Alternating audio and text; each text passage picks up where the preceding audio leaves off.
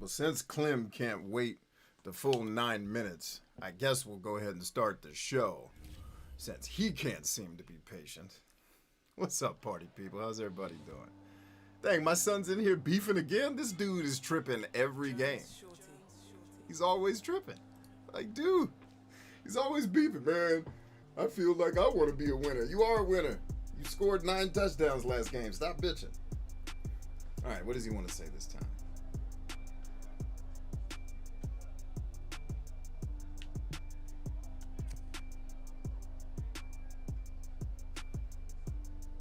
I don't. So these cutscenes that they do don't always make, like, the algorithm that runs them is not 100, because this dude actually took over the last game and he's still bitching about not taking over games. Like, you know, you had 300 yards catching last game, right, homie? What are you beefing about? And it's my son, so it's like it's hard for me not to want to show him love and build him up. But it's like, hey man, get on the field, stop bitching. Let's get to it. Clem's in the house. Rion Mole is here. Tag, what's up, homeboy? I was watching one of your videos. Which one was it? This morning. One of your videos came up in my feed. I'm trying to remember what show it was. You were playing the Outer Worlds. I thought that was cool. I was like, look at Tag getting after it, man. Go ahead. Tag's in the house. Who else is here? My man Clem is here. I already shouted out Clem, but he has like 9 comments. So there we go. Ursula's in the house. What's up, lady? Let's see who's here on the old. I've got the. Wait, what just happened? Oh, I didn't hit the play the game yet.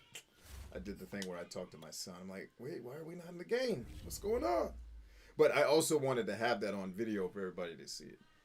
And so we've got the TikTok fams in the house too, watching, and then we'll encourage them, if they actually want to be a part of the show, to hop over here with the rest of us, where the cool kids are hanging out. But I didn't want to leave TikTok out. So what up, TikTok? Probably won't see a ton of y'all's comments, which means this will very quickly go from hundreds of viewers to 8. But that's okay. The 8 people that hang, that's who the show is really for anyway. It's like I always tell everybody, like, I've done shows in front of thousands, and I've done shows in front of just my wife and my mom. Neither of those is ideal. The best is a show, like the best shows I've ever done where I've had the most fun is a small club, 50 to 100 people. The intimacy, the closeness, like being able to perform on stage and be close, like actually seeing the emotional reaction of your audience. There is nothing like that when your audience is vibing with you. And I'm telling you right now, all of you that got started on social media, I apologize and I'm sorry for you. I'm sorry that you didn't start, whether you're a speaker, an influencer, an entertainer, an entrepreneur, whatever you call yourself in your videos, right? It's if you never got to do it on an actual stage and social media is all you had, I apologize. Because social media is nowhere near the joy of being able to do it in front of a crowd and to be able to look another man in the face and see him looking back at you with, yeah, man, I got you. There is nothing like that on the planet. Social media will never compare to that. Well, maybe eventually the technology will get good, so we'll all be in virtual reality matrices where we can look at each other. But still, it won't be as cool as being able to dap, like being able to stand on stage, spit my thing, and then dap a dude up who's down in the audience like, what's up, my man? Like, there's, come on, man. There's nothing like that. Wait, why am I screwing with, oh, I ain't trying to edit his uniforms. I'm trying to edit mine. Get out of here. Are we the home team? Come on, baby. Give me the yellow. Yeah, there it is. And then I want the shoes, baby. There we go. Boom. That's what you want. And then we get to ready.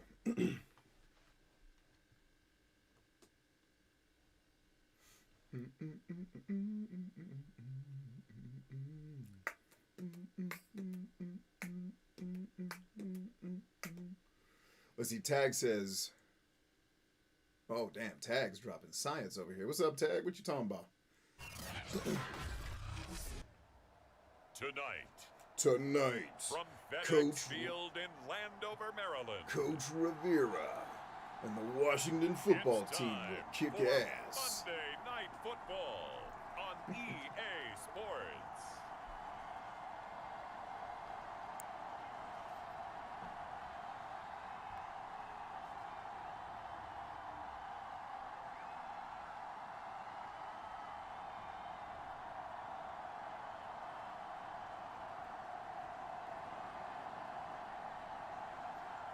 It's the Washington football team taking on the Seattle Seahawks. Now the question to everybody here is, how are y'all doing today, man? The Everybody sun doing is all right? going down and the mercury going down as well. To be expected, I guess, here on an autumn night just outside of D.C. at FedEx Field. They love their football in this part of the country, and this crowd Look at me hugging is Tony. ready to go That's me as and my their brother guys Tony will hugging. You saw match that? up You see, with y'all saw Russell that? Wilson and the Seattle Seahawks. Me hugging my brother. Look at us killing the whole everybody. Ain't nobody want to see us in the NFC. Hey, that's that black dude we were to see. He's on every team. He must be Madden's illegitimate kid, man. Like, that dude is on every sideline. He's on my sideline. He's on the Seahawks. That black dude must own Madden. He's in every cutscene. Come on, man. Y'all saw who I was talking about, right? I'm not crazy. That black dude's in every scene. He must be the illest mother that's ever lived. That's my big brother that just ran that back. Clem says I'm all right. I need to turn this down in my ears because I'm yelling at y'all because the game's so dang loud. And leading them out there, we get a look at their 6'3" quarterback. And if you go by the numbers, he's had a Pro Bowl type season, and maybe that's even selling him a little bit short. He's the NFL leader in touchdown passes to this point in the year. Yes, sir. And with the end of the season not too far away. I have no idea. What else can I do for you? Is there anything? I'm on the show. I want to be on it. Come on in. Actually, you know what? You can't because I'm on TikTok too. And Okay. they'll have an issue with that. So I'm sorry, buddy. When we just do our YouTube show, you can come hang out. Okay, I love you. Shut my door. Shut my door, little dude. Okay. Please. Good afternoon. Good afternoon, sir. I just came back from school. That's cool. I know. I picked you up. Oh. Remember, I was there. Shut the door, man. I love you. Oh, sorry, Dad. It's okay. He's got That's his my guys playing boy. at a very high level. You guys hear him repeat that on the microphone? All right, you guys know, hey, in the comments, tell me what we about to do. Somebody's got to call it. What are we about to do, So everybody? first and Same 10 thing we now always from do the when we 30. turn this thing on. Somebody hashtag it. I got to see the hashtag before I run the play. And y'all got 17 seconds. Or I'm going to get a penalty. I can't run the play till y'all put it in the comment section. 10 seconds. 7. Think that y'all going to leave me hanging? You're going to give me a penalty? 3 seconds. All right, I'm running the play. Y'all, my audience is too slow. Y'all are supposed to have my back, man. Where are y'all? Believe in Steve. There's Clem. 5 minutes too late. And then Ryan had to add the smart-ass answer because he can't ever follow instructions. He does that. This Smart guy, ass. he can do a little bit of everything. My audience He's let not me just down. a No, leader. we ain't believing in Steve today. Y'all are not good enough to believe in You might Steve. wanna get You out let the me way. down. You're not timely enough. And again, they'll No. go right back to their fullback. Realizing Nice that run there, the 9 streams are yards. always 10 to 30 And it'll be seconds second behind down. the So, speakers. Charles, you talk about this I'm offense, yelling at the how audience for well something they they played. can't I mean, control. the defense too, really, but they're sitting at 10-0 now on the year. 4-0, 5-0, that's nice. But once you start hitting double There we go. digits, Believe in Steve. Tell him, Clem. I think the Hashtag seriousness of the believe in situation, Steve. it just has to Every ramp up. time we play this game, we take Steve all the way down the field. He's the only guy that touches the ball on the first drive. Well, except for me. I touch the ball. But Steve's got to touch the ball. I'm the one that's handing it off to him, but Steve's got to carry it. Steve's got to carry the load. We should have hashtag carry the load, Steve, too. And they need to make sure they keep it in that order. Get him, Steve. Steve, you're going the wrong way, but he still gets a first down because he's Steve. Come on, baby. 29-yard line.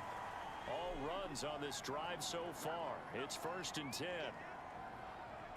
Stash, what's up, homie? On the Hey, ground, on that this is message the you sent me, fullback. And inside the I was talking 20 about the same before thing he's you were. brought down. My only hang up Quite is the opening vetting drive march process. they're on right now. I'm not against having what you're asking for. I think it is something that does need to be there, but I want to see some legitimate planning and thought put into how does it run, how does the movement profit from it as well, because if we're going to have businesses profiting, we're charging booth rent. Fuck that. And how do we vet the businesses to make sure that they're legitimate? That's what I would want to see before I would make a decision to do something like that. I'm not talking about just doing Facebook Marketplace stuff where everybody's trying to sell their dumbass trinkets. I'm talking about doing legitimate business. So what's the plan to actually to distribute the business? How do we vet the businesses? How much revenue do they need to be earning a year to make the list? And maybe that's on me to figure that out. But more importantly, how long have they been in business? What do their customers say about them before we put them there? What are we charging for the booth rent for them to be able to be in our space, right? And then, you know, because I will not give businesses access to my audience ever if they're, one, not doing good business, and more importantly, not taking care of my effing community. So it's something that it's something that I would like to do, because it's definitely a business opportunity, but I will not do harm to the people in my community for there's no amount of money that would cause me to want to do business in a way where someone in my community hurts because a business owner did them wrong. That's why you guys don't see me do a lot of brand deals, because most of the brand deals that are out there are shit. They're absolute trash from bullshit companies that are outsourced. No. That's why you don't see, I don't need that money. Keep that money. Like, the brand deals you guys are getting ready to see me do are with the bigger companies who are actually, I'm trying to actually help businesses with the brand deals I'm doing and help my community. If I can't get that mutual exchange, not doing it. And they'll let the fullback try and take him home. And he takes it in. Touchdown, Washington. It's the fullback. His 26th touchdown, drawing even with Marshall Faulk for the 4th most in a single season. And Washington takes the ball down the field and scores on their opening drive.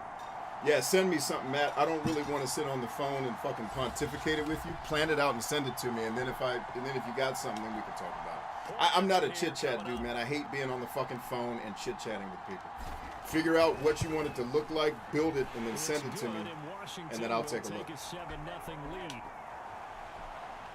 that one a pretty time-consuming 10-play drive, and it ends with a 1-yard touchdown run. Set now to kick this one away, and off it goes. And that'll carry over the back line of the end zone for a touchback. Seattle's offense ready to go here for the first time, and leading them is the 7-time Pro Bowler. The 7-time Pro Bowler, Russell. I was getting ready to say Simmons. Would you say the last It's Russell. What's his last name? One touchdown, Russell Wilson, one pick, right? but That's his name? obviously Russ a Wilson? loss. Yeah, that's the bottom line for him. All he cares about is how do we find a way to win the game. Maybe leans on a few other parts of the offense, and hopefully springs a receiver or two free. Wilson and the Seahawks take over now, 1st and 10 at their 25-yard line. No, This bro. is the Oklahoma State alum, Chris Carson.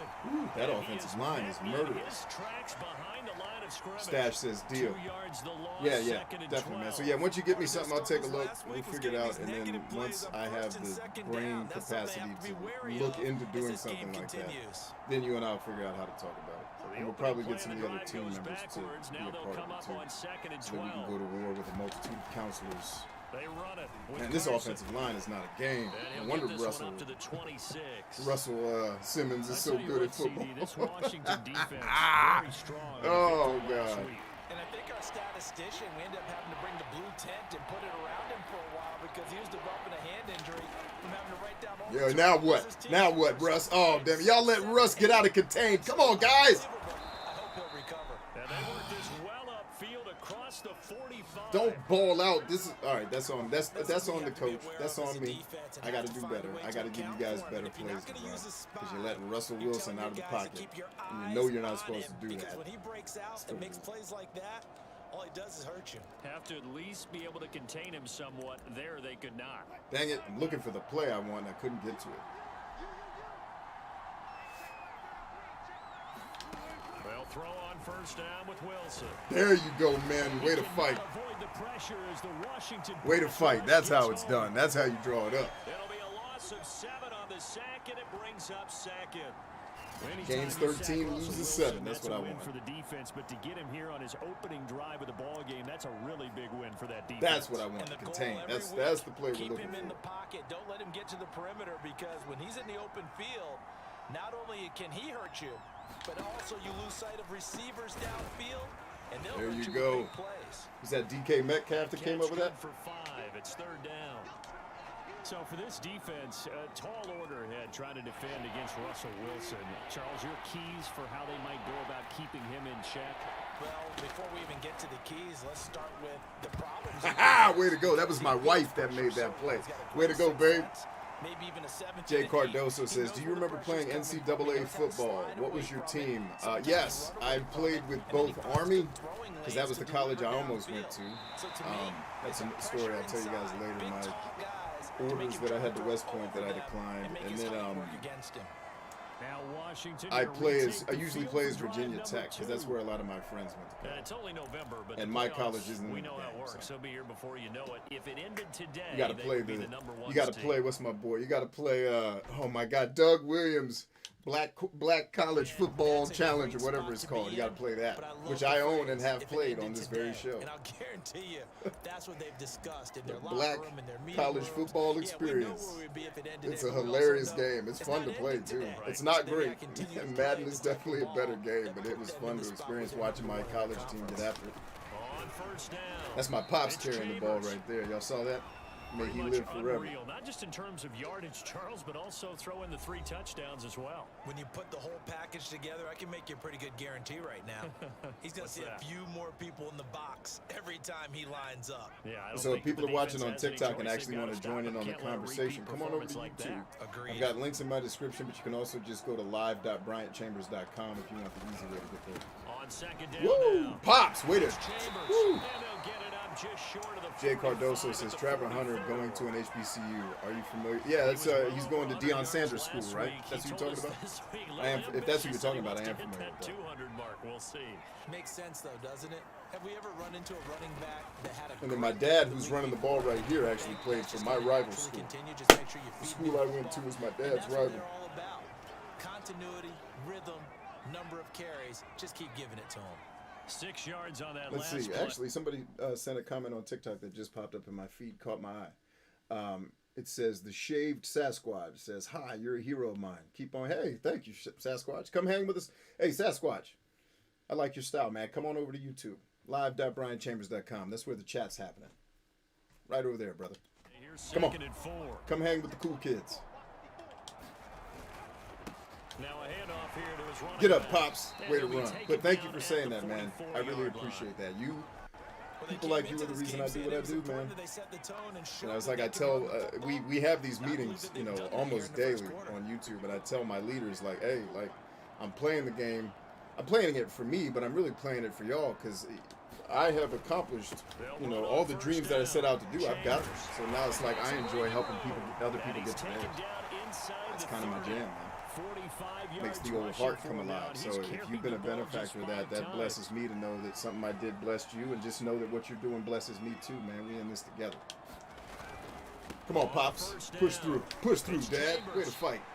Give him 5 on the carry there, and it'll be 2nd down. Well, they're making an effort to get the ground game going tonight. So far, it's working. I like what we're seeing from the offensive line. They seem to have the leverage. Yeah, that's the way to fight. Things and reestablishing the Smash line of mouth, scrimmage, baby. Give it to moving him. that defensive front backwards, but also like what the runner's giving us too. It appears that he's been waiting all day long. Ooh, he found the 18 inches of daylight, baby. Inside the 10 to That's the my 9. dad right there. 18 inches, and he scooted through. I love it. One thing's for sure, this defense has to figure out how to stop the ground Tag game. says, yeah, come He's eating over. them up here in From, the first Tag quarter. says, and Tag is speaking to those of you on TikTok. This is a friend of mine who we're helping build his gaming empire on YouTube. It's one of my leaders over here. Tag says, yeah, come over from TikTok. Every YouTube member gets a free Transformers Dolphin robot body. I probably should have read this before I said it out loud. Dolphin robot bodysuit when the apocalypse hits. Offers and restrictions may apply. Yes. That's not false. I am in the process of building robot dolphin suits for everybody. Once the zombies come, we're just going to go live in the ocean and have a good time. And there's no racism in the ocean because we're all blue. Excellent job pushing through Love it. tacklers that time to pick up 6. 2nd and goal from inside the 5. And again, this Woo! time to the Pops tailback. took y'all to the streets. Into the All right, Jay end zone. Cardoso says, my 2022 goals. Get my CCNA cert, roger that. Apply for a daytime job in the networking field, roger that. Pay off all your debt, roger that. Then move to San Diego come 2023, roger that. Okay, so, Jay, you're actually in classes right now for that CCNA cert, correct? Now on the other side, My next question to you, if those are your goals, while you're working on your cert, and this part's important, so let me pause the game. While you're working on your cert, what are you doing to network with the people who are eventually going to hire you? Right? Getting hired, and this is not, your jobs are never going to tell you this because they kind of can't tell you this without being somewhat unethical, but it is the absolute truth whether jobs want to tell it to you or not. Getting hired is about making friends. In fact, we've got a book in our 52-book challenge that's going to help a lot of you get jobs this year. Because when you read that book and realize, oh, there's 2 books actually in the challenge that if you've struggled with employment, those 2 books, problem over. Right? And so what you need to be doing is networking, because getting hired is about making friends. 75% of everybody I've hired has come down to whether I thought I could get along with them or not. Now, obviously, they had to have a particular set of skills when they came to the table, but I'll tell you right now, for example, I have hired video editors who have had very little video editing experience, right? They're even less skilled than me at it. And I'm not terrible at it, but I am not a Hollywood video editor, right? I've hired people with less skill than me because I knew them, I knew I got along with them, but most importantly, I knew their work ethic. And if I told them, hey, go get certified on these platforms, get all of this stuff done, right, and then learn all of this, you have 30 days to get that squared away. Within 30 days, that person was a better editor than I've ever been. Right, so, oh, snap. Stand by, stand by, stand by. My feet are messing up the show. Hang in there. Hang in there, gang. I'm coming back. Don't worry. Don't you worry. There we are. Back in the mix. So make sure that you're making those connections, because getting hired, 75% of it is whether or not they like you. Right? I've hired people with lesser skills because I knew they would develop the skills in the fight. But their personality and their work ethic were more valuable to me than the fact that I was a better video editor than them. And now they can edit videos faster, better. They would edit me, they'd make me look like a 4-year-old within 30 to 60 days because they were willing to put in the work. Right, so getting hired is about making friends. The HR department can't tell you that because that sounds like nepotism. Newsflash, everybody in America, there's going to be favoritism in the hiring process. Always. Because you're going to have to deal with people's biases. Right? Bias is always going to be a part of it, so go make friends. The easiest way to get hired is to have a lot of friends in your network that are hiring.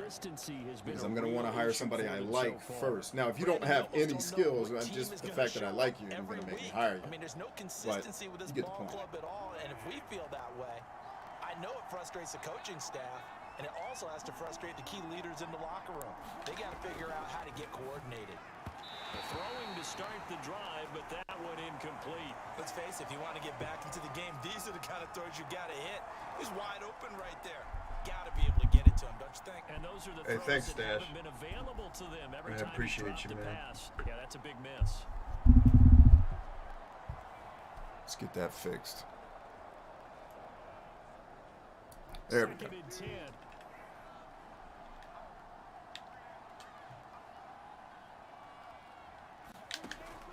Wilson. Way to fight. Oh, great hit. And I happen to be controlling the dude that caught, I guess that's a fumble or an interception. I don't know which one it is, but Russell Wilson just got crushed, and the ball flew into the hands of the guy I was covering or playing as. That's crazy. Oh, that was my uncle that made the tackle, too. Great sack, Unc. Way to fight. Boom. And then bloop. Yeah, see, I don't know. Does that count as an interception? Was his hand going forward, or was that a fumble? Let's see. Stash says much better. Thank you, Stash.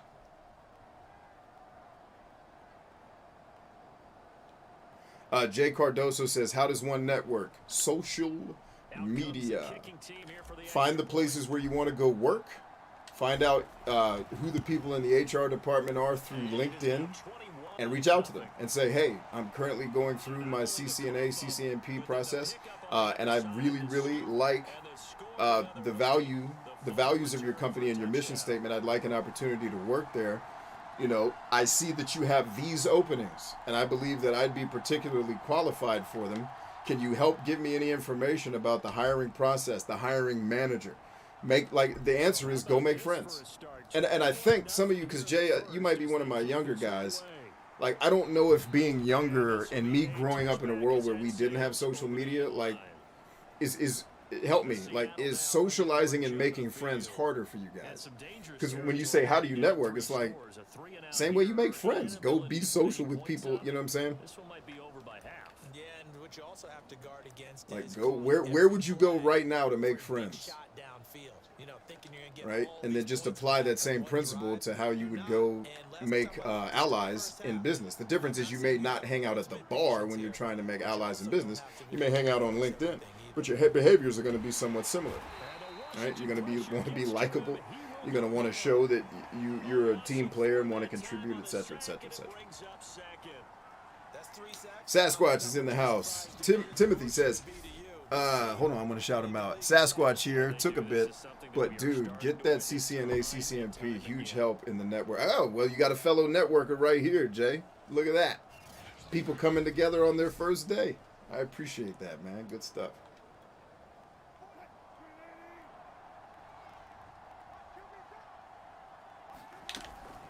Ooh, I slid the wrong way. That's on me. And he'll get about 3 as he takes this up near the 25. Just not a whole lot of room to operate there on that carry. No, not at all. They did a really nice job staying in their proper places and not allowing any lanes to open up. On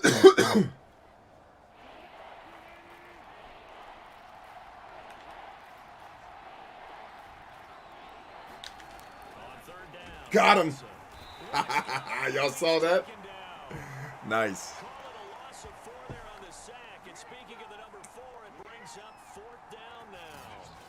He's the NFL sack leader coming into the game, and now that's Yeah, Jay, getting hired in a lot of cases can be simply just being remembered. Like, I have a lot of friends that are recruiters, and they'll tell you, like, sometimes they're sifting through hundreds of applications just to find one person. And that gets tedious after a while. So if you can be the person the recruiter can remember, that's going to get passed on to the hiring managers. Be like, yeah, I like this one guy reached out to me. You should take a look at his resume. Woo, look at him dancing, baby. Dancing. Good blocking there, nearly sprung him. As it is, it'll go as a 19-yard return. And it will be Washington football now. All right, let's open it up, y'all. What do you say? Where do we want to go first? We've believed it. Let's go to our Navy SEAL first. Let's go to our Navy SEAL, brother. Let's open the game up with our Navy SEAL. Actually, it looks like they're crowding the middle. We might not be able to. Let's find out. Oh, yes, we can. Oh, come on. Oh. Listen, guys, we can't be messing up the plays ourselves. That was us. The defense didn't do anything. We butchered that. Catch the ball. Now. Got him. Woo! Look at that dodge, baby. Navy SEALs out here earning their trident every day. Look at that. Yeah, show it to them, baby. First down. When they've needed a play this year, he's certainly been the guy to All deliver. right, let's come right back to my son on this He's one. been awfully consistent. And So, sometimes ooh, I don't like that spectacular. zone look they got, but let's see what we can do with it. Yep, they're zoning it up. Go middle, go middle, go middle. Gone, gone. Pushing his way through and inside the 20 before he's brought down. See, they thought they took the play away. We can make the adjustment. 21-0 our score after 1.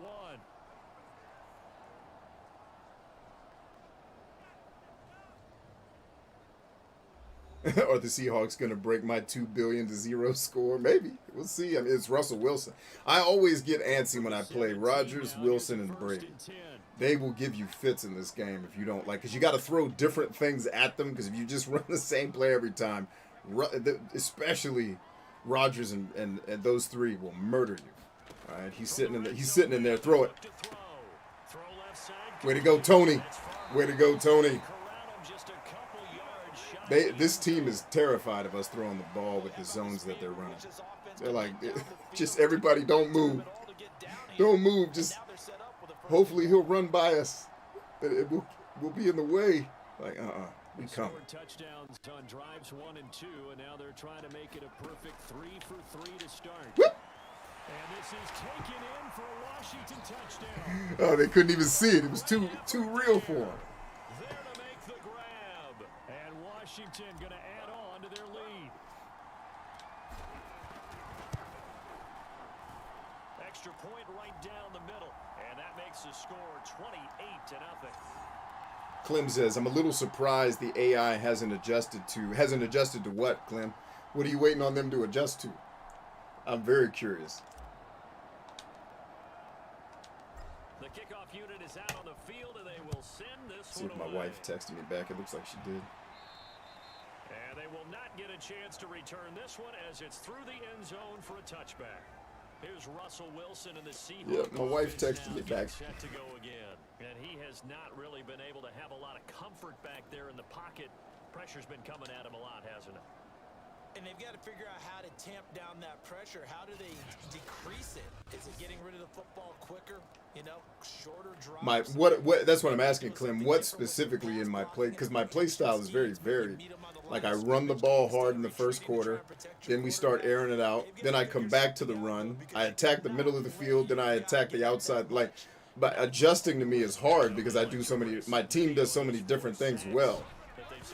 So I think that the teams are definitely making adjustments. It's just when they make adjustments, I just go a different. Like that pass to Tony where I almost scored, that play is designed to go to my son. But they covered him up. So it's like, all right, if they're going to cover my son, I'll dump it off to Tony and let him get 10 yards out of it. So it's like the defenses are adjusting. I'm just finding the holes in it. The Seahawks on third down. Just 1 for 3 thus far. This will be 3rd and 6. Or at least I think that's what's happening. I could be wrong. Now Wilson. It's caught by Funches. And he is going to have a Seahawks first down as they're able to get. Hey, MLG, what's up, homie? When you're struggling on offense, you're looking for anything possible to get you going. Sometimes you do it like basketball teams that don't normally press. You put a press on, bring people to life, make them move a little bit quicker. Maybe that'll help them. Don't let Russell out the back door, gang. Right there. Shut him down. Carson, and he still has yet to get. It's going good, MLG. How's it going for you, my friend? Stop him behind the line. Call it a full 3 yards in the wrong direction there. Brings up 2nd down. We think Brandon. Yeah, that's what we're saying the same thing, Clem. They will adjust. Like if I ran the same play over and over and over again, they would totally adjust to it, especially those 3 quarterbacks. So I have to give, like, I bring blitzes from different places. I'll run zone blitzes because I don't want, he'll attack the man-to-man with underneath stuff before the man can get there.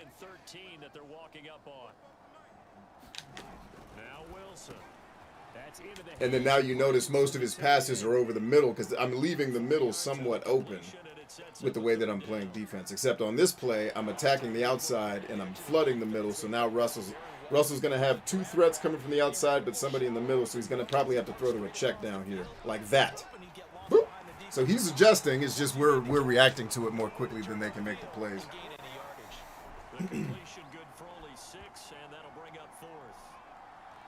But when I'm playing Russell Wilson, I know he's smart enough. He saw that as soon as he came up to the line, he knew what we were in.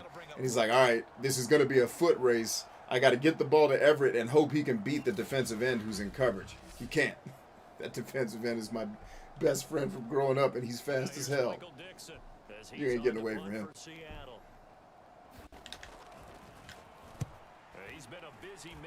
He's been a busy man here kicking the ball because they suck. Spreading to the punt team now. This one goes all the way into the end zone on the fly, so that'll come back to the 20. A look at the running back, the man out of the backfield as he gears up to go again. And it may just be the 2nd quarter, but he's in his zone, well on his way to eclipsing that 100-yard. Ooh, they went after him. Good. This defense does not want me to do what I did to the last team. Hey, come right back to that. Come right back to that and see if they stay in the same coverage. See if they give us the same look. All right, it looks like they're in quarters to me, but I'm not sure. They are definitely playing outside, so Tony should have a field day on this team. Yep, right there. He's going to come back up, but he's going to have to respect. Wait, why is that? Why did that stop the play? Doesn't make any sense. Ah, you think I'm running the ball. This is a touchdown right here. Whoop, here it comes. Gone. Streets. Streets! Told you. As soon as they saw that formation, they had audible to the run. Gone. because we've been killing them with the run game. That's my little go-to right there. Kill them with the run game, air out, shotgun, shotgun, shotgun, and then go back to the run formation. And then immediately you saw the safety start cheating. Oh, he's running again. No, he's not. I'm throwing a freaking Hail Mary out of a run formation, and your cornerback's not going to be able to keep up with my guy because your safety just cheated down in the box to try to stop the run.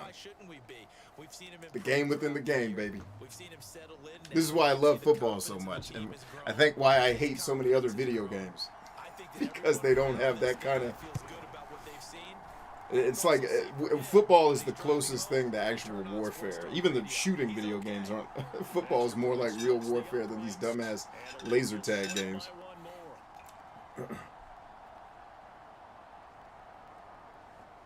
Suba says, perfect timing. Needed some game to therapize my frustrated ass. Well, we're here for you, Suba. That's what we do. Hey, Coach JT's in the house. What up, Coach? What is your profession? Tell him, Coach. What's up? Another one of my Spartans is in the house, man. It's good to see your face, or the virtual representation, the digital imaging of your actual self. Isn't that what Morpheus said? Something like that. I got to look up the script to the Matrix. I'm a few words off. Russell Wilson now gears up to lead the offense again. All right, just give him a simple look. Let's see what Russ does with this. He's struggling as well. They've got to find something here. He's got to find something on this drive. And sometimes you take on all that extra And he's checking down. Yep. Basically did a run play. Because the passing lanes are not there. MLG says, what are you talking about? Laser tag is very fun. Just, I don't think so, MLG. I think laser tag stopped being fun after I was 12 years old. But that's me. I think I've had to take kids to laser tag several times. And fun is not what I would call that shit. I did love laser tag as a kid, but then I did the real thing and realized that's a lot more fun than laser tag. And laser tag sucks now. Especially on the early downs. They just haven't had a whole lot of success just yet. On 2nd and 12. Get him! Get his ass, P! Yeah! Yeah, do that chop chop, man. There is more dancing in football than in ballet now. All that dancing, you better man that shit up. That's what my dad would be saying. All that dancing, get back in the huddle. Do your job. And knowing the man that just he would not be dancing like that. That's Madden doesn't understand. Madden needs to let me program the psychology of the players. Like, is he a celebrator or is he Barry Sanders? And everybody in my crew is Barry Sanders. Hand the ball to the ref, get back to the sideline, all that celebrate after the game when we win. All that damn dancing because you scored a touchdown. You did your job. That's like getting a medal every time you show up to work on time. Get your ass out of here with that damn dancing.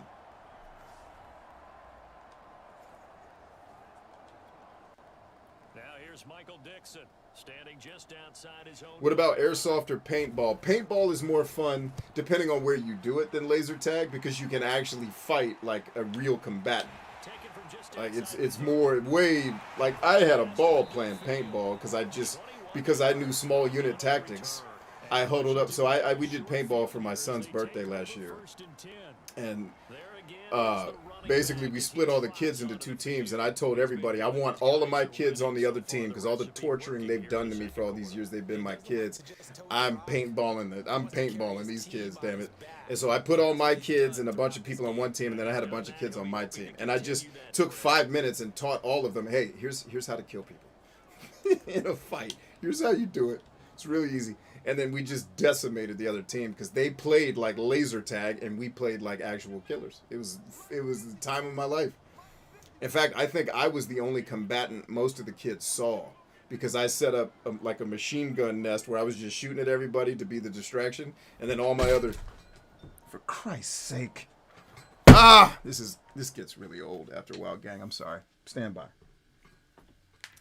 I'm going to get an extension cord that's 700 meters long so that this never happens again. This is just stupid. The makers of this technology do not consider professionals when they make it. Ugh. Anyway, what was I talking about? I forgot. So anyway, like basically the other team didn't even see most of my team because they stayed hidden and shot from the shadows. And then, like, I had 2 of my guys get into their base without them knowing, murked them. And then the game was over. And then I quit. I was like, this isn't going to be fair if Dad keeps playing. So I let the kids play after them. No, it's not true. I played one more match where we had to do it laser tag style, and my kids beat the hell out of me. Because it's not real fighting. And I got shot up because I got impatient. But then I quit and let the kids have fun. Believe in Steve, y'all. Believe in Steve. And he gets it to the 32. Good enough for a first down. Football's such a game of tendencies, down and distance, and on third and Let's see. Coach Jay says, what positions did you play when you played football? All of them except kicker. My main positions were wide receiver and defensive back. But at the different places I played football, I have played not every position, because like when I've played on the line, that was on special teams, not in the real. No, I played on the line in the Army. Never mind. I'm like, wait a minute. Not when I was in the Army, but when I used to play with some of the Army guys as a civilian, I played on the line there. I've played all the positions except kicker, basically. But my go-to positions at the different stages of me playing football were I started as a running back, then a wide receiver, defensive back, and then also quarterback as I got older. And he'll get this down to about the 30, 31 But yard my main go-tos, probably wide receiver and defensive. Defensive back is probably the one I enjoyed the most, like playing corner and safety, because you get to hit the hell out of people. It's fun. They're lining up so many people in the box now to stop Steve. They don't know what to do. 3rd and 5. We're still believing in Steve. I don't care if it's 3rd and 5. I'm going to run Steve right down your throat. Look at Steve, got the speed on your ass, too. He can beat you any way he needs to. Believe in Steve, y'all. Believe in Steve. I told you. You got to believe in Steve. touchdown number 27. That ties Priest Holmes for the 3rd most in a single year. And this See, they're not used to seeing Steve break out the speed. And so you lull him to sleep. Keep running up the middle. Keep running up the middle. Keep running up the middle. Call up the middle. Steve reads, they crowded the line. We're not going to call an audible Steve. Just adjust it to a stretch play. Take it to the crib. Touchdown. That's heads-up football. Let's see, Price Roberts says, Trent Williams for Offensive Player of the Year. I'll give it to you. He's a beast, man. I'm sorry to see him go, but the 49ers seem to be where we send all of our really good players when we're done torturing the shit out of them. So I'm happy for Trent. If he wins that or he won that, congratulations, Trent. You deserve that, bro. Keep killing. Notice his team is in the playoffs this year. Mine is not. Coach says broken Super. Oh, no, he's talking broken Super.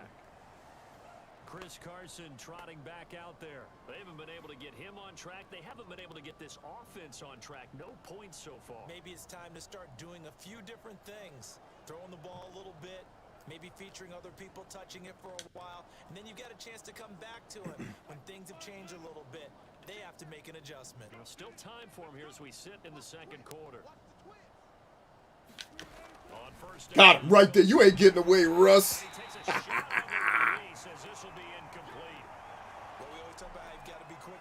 Your progressions, and here's another prime example. Trying to look downfield, he was standing in the pocket, but just couldn't find anyone open, could he? No, not enough time. They hit him and forced that incompletion. Got him right there. Good job, Rich. Take that back to the crib, Rich. Russell can't catch you. Russell ain't gonna catch you. Touchdown. And Russell Simmons, Russell Wilson. I keep calling him Russell Simmons. Russell Wilson is fast as hell. I didn't know he was that fast. Like, he took a pursuit angle and actually caught me. Damn. But he probably had anger-fueled speed after throwing that bad interception he just threw. A try here for the extra point. Timothy says, TK says, okay, got to go. Drop to subscribe and we'll be back. Hey, yeah, so Timothy, before you bounce, the next live, our regularly scheduled time for the shows is 9 p.m. Eastern Standard Time. We'll be back tonight, probably with God of War is our scheduled game for tonight. But our normally scheduled time to be together is 9 p.m. Eastern Standard Time. I happen to be doing an impromptu stream today because I had a little extra time, and I wanted to hang out with my Spartans. I wanted to see how the 52 book challenge was going. and stuff like that. So if you got to go, much love to you, man. Thanks for coming. Thanks for hanging. Thank you for subscribing. And we'll see you hopefully later tonight. And if not tonight, we'll catch you on one of the other shows. We do this almost every day. I do have to take time away to handle, business stuff and family stuff at times, but I try to do this as much as I can to be present for my leaders and Spartans who are out there in the world getting after it. And this show is just a safe space for us to hang out, talk some shit, have some fun, but most importantly, build each other up. So thanks for being here, man. I really appreciate you. We'll see you on the next one.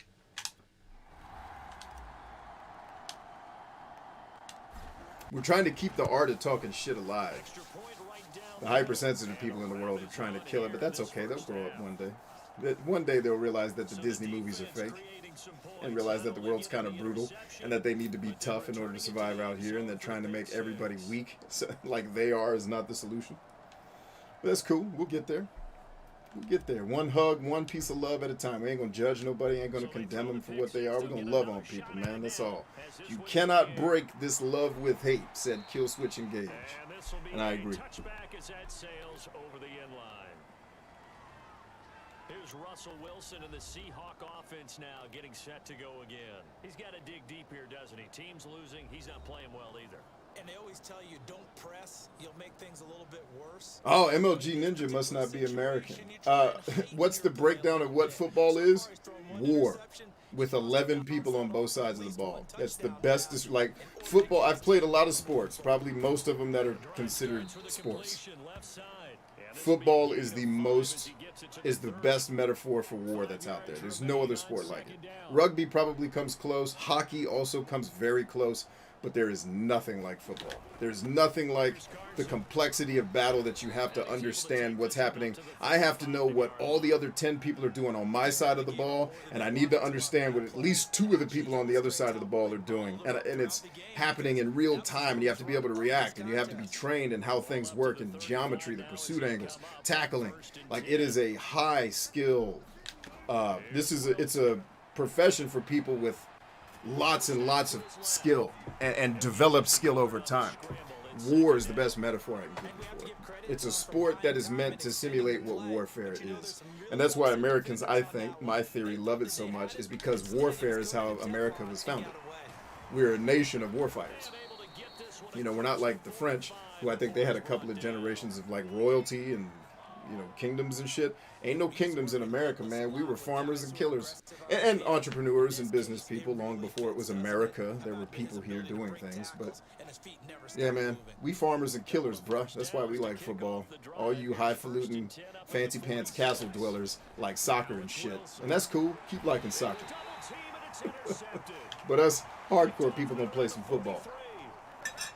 If you combine last week and this week, he's got a hat trick going because he had 2 interceptions a week ago. He's seeing the ball so well and understanding where receivers are, positioning. I mean, just watching him work with such great technique. But football is nothing more than a game of 11 people against 11 people that are trying to move the ball to a goal, and then the other team is trying to stop them. Same thing as basketball. It's just more violent. Basketball could be like war, except you're not allowed to hit people, which I think is the fundamental flaw in basketball and why I didn't like it. It's like, you mean this guy's going to just run me down in this paint and I can't tackle his ass? In fact, my last organized basketball game ever was me tackling a guy who punched me in the face. He went up for a shot and hit me. The ref didn't call the foul, I went up for a shot, he punched me, the ref didn't call the foul. He got the ball on a fast break, I ran him down and tackled his ass in the paint. And that was my last basketball game because I got thrown out of the game. And that was the day I realized, maybe basketball is not for me. Maybe I'm a little bit too aggressive for the sport. I'm going to stick to football.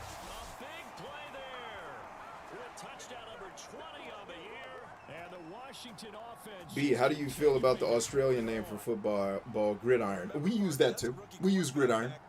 That's used a lot in American culture. So I feel fine about it. I mean, I really don't feel anything for it. I'm aware of that it exists, but I don't have any feelings toward it. But that is definitely a term that Americans use too. I think it's probably not used a lot in American pop culture because pop culture and football aren't really in the same space. Pop culture has tried to invade football because football in a lot of ways is very, very lucrative and pop culture would want to be there, but it's a little bit different. you won't hear gridiron in pop culture, but if you're around a lot of football players and football media, you hear gridiron all the time. I've been hearing gridiron since I was 5 years old. Terry says, make basketball a contact sport. We did. Me and my friends invented a game called tackle basketball. In his basement, he had a skateboarding half pipe that his dad built that took up the whole basement, that we eventually broke down and took out of there, and we made the whole basement have mattresses, and then we just, with a basketball and a hoop that we made on either side of the basement, we would tackle each other on these mattresses on the way to the basketball hoop.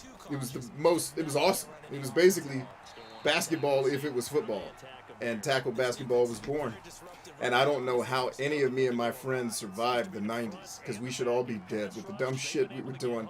I don't know how we survived tackle basketball on a cement floor in somebody's basement, but that's what crazy ass kids did when I was coming up. Ooh, Russell Wilson is elusive. They have to like what they've done defensively here at the outset of this drive. They forced a couple of incomplete passes. Yeah, so we did turn basketball into a contact sport. It's called tackle basketball, and it's way better than regular basketball. Sometimes when I was playing regular basketball, I would forget that I wasn't playing tackle basketball. Got him! Way to go, Alex! To the crib. To the crib, baby boy. That's 2 on the night and a pick 6. That's my son. So back to Coach Robinson's question, that is the position I used to play. That's my son right there in the game. But that's one of the main positions I used to play. Right there. Boom. And this is the thing. Blap! Peace. So I have my son playing the position I used to play the most, which is this and then wide receiver. So I've got my oldest and my second oldest sons playing the positions I really played, which when I get to offense, if I ever get back on offense and my defense stops scoring touchdowns, I'll show you what I used to do. Or what I used to dream about doing, because I didn't get to do it that much because I wasn't as good as I hoped I would be. I wonder how tackle basketball would go in a trampoline park. Awesome. We've done it on trampolines too. Tackle basketball is fantastic on a trampoline. Highly recommended. If you're over the age of 21, kids, stay safe. Kids, don't do anything I talk about on this show. Kids, don't watch this show. It's not for you. Get out of here. Every video says no. Don't say, like, YouTube always asks me, should we show this to kids? Never. What about my show makes you think I'm talking to only children? No. I barely want to hang out with my kids. I don't want to hang out with other people's shitty kids. Get them out of here.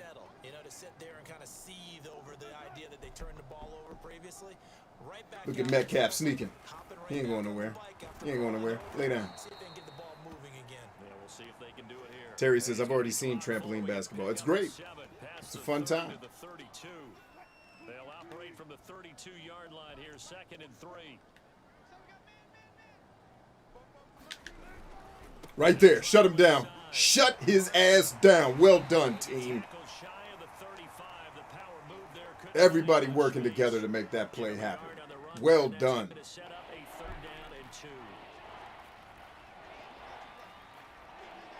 Hey, watch the quick slant. Boom, right there. Blow it up. That's my wife that made that play. You saw that? Look at how small she is compared to everybody else on the field because I made her real size. And she just went helmet. She went face mask to face mask with the Seahawks running back and handled his ass. There you go. Bow! There she is. That's a strong lady right there, boy. That's my wife. Bow! Look at her standing him up. Great form tackle. I taught my wife how to tackle like that. She's like, babe, you got to teach me football. Our kids are going to want to be like their dad. And so she knows football. Uh-oh. Is this her texting me?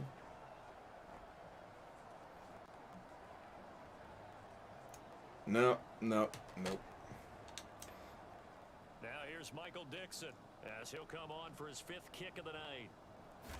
He'll come on for his 5th kick of the day.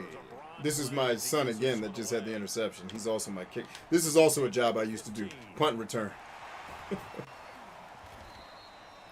That's how I got my face mask broke off my helmet, was returning a punt where I was trying to be, I was trying to be Jerome Bettis and run over people at 71 pounds, and then a guy who was probably Jerome Bettis's actual size hit me face mask to face mask, and that was not the end of my night. I still played after that, but I had to switch helmets because my face mask got broke off my helmet. It's not a game in football, y'all. It's not a game. Woo! That should have been an interception. That was lucky.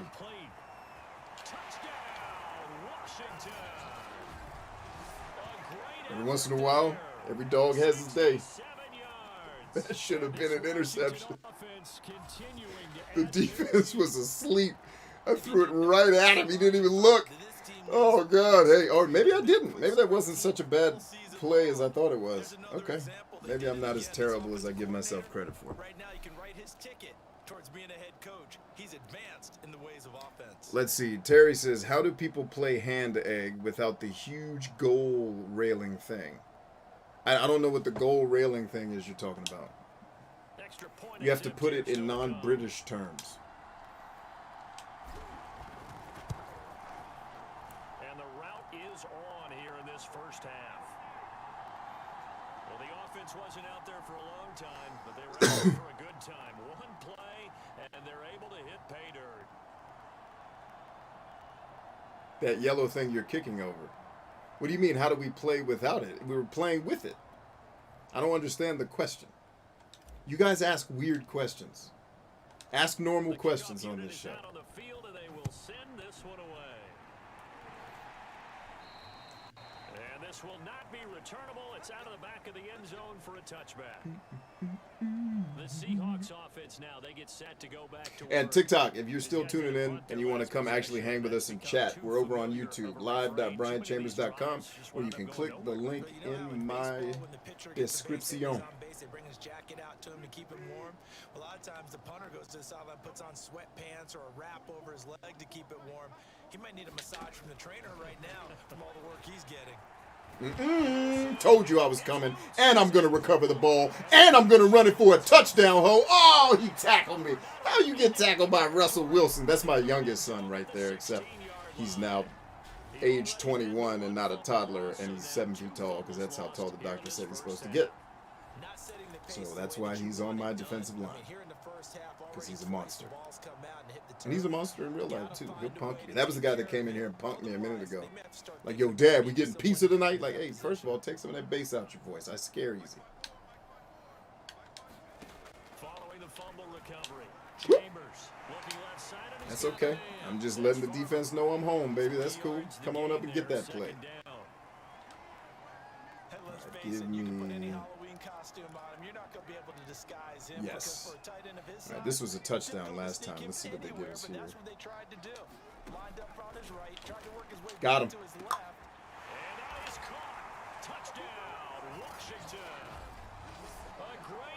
I call that the Jared Goff play. Hadouken. And the Washington offense just continuing to pour it on. There was a lot of zip on that pass, and baseball might have called that a frozen. Oh, they had a linebacker covering him? No wonder. So they had a defensive back over the top of him, but he let him go, thinking I was going to run the ball probably. Trying to put somebody in space to make a tackle. Got burnt. Extra point attempt to come here. And the route is on here in this first half.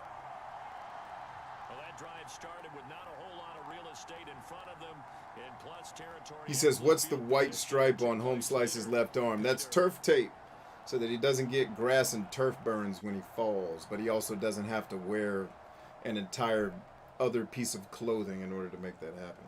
At least that's what I assumed. That shit didn't exist when I was playing football, so I don't know. That's what I assume they're doing it for. All the gear and cute shit these guys wear now. Football players look so cute these days. They look like, you know, you could tell feminism has definitely invaded football because things are a lot prettier than they were when I was playing. And that's for the better. Looking good. You look good, you play good, right? Isn't that what Shannon Sharp said? Or no, I guess a couple people have said that. They got to make up for that here. We always hear about empty possessions. but some are worse than others. You can have an empty possession, pump the ball away, get yourself set to play defense. He says in cheese rolling, you don't need all this gear. Amen. Amen. That's why if I had made professional football, I think cheese rolling is what I would have done next. I think that's a logical progression as a career. And this throw a bit late as he couldn't reach back for it. To this point, I've been impressed with the work defensively. They have not allowed a lot of receivers to run free. And there's another example, another incompletion. I got him covered. You ain't going nowhere.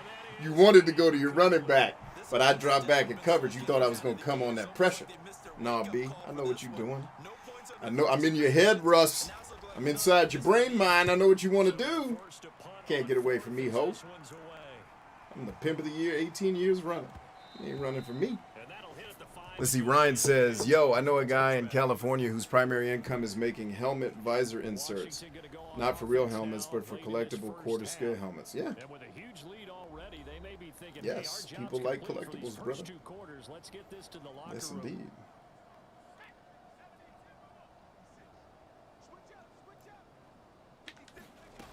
Throwing on first down. Chambers. Throwing left side, it's complete. Oh, he faked it with a juke. Now he's got some room. And he is finally out of bounds. That's my Navy SEAL getting after it right there. Fist in the air, brother.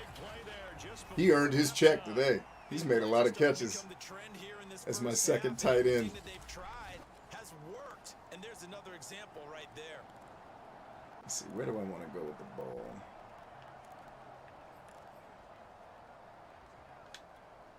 So the big play has him all the way down to the 30 now for 1st and 10. Back to throw. Chambers. Underneath. Moss his ass. This is caught. And they are able to stop him, but he does take it all the way to the 2. Let's just call it what it is. This has been a flat-out struggle for this defense. Let's see, if the egg ball falls to the floor, the game is stopped. Yes, if I throw a forward pass and it's not caught, the play stops and the clock stops. If I throw a forward pass and it's caught, the play continues until I'm tackled. And then if I'm tackled, the clock continues unless you tackle me out of bounds. If I go out of bounds, the clock also stops. All right, the play I need is... where is it? Oh, crap. This one. All right, Tony, you're up. To really cap off a big first half here as they come up on 1st and goal. Got him. Could you please stay in the end zone when I throw that? Tag Nabbit trying to scare people to death. In the final seconds of the first half. And this Washington offense continuing to add to their lead. You get down near the goal line, this is where having a sure-handed tight end becomes a luxury, and it pays off. And our number 1 tight end gets the touchdown. Sells out against the run, he finds himself open for an easy touchdown.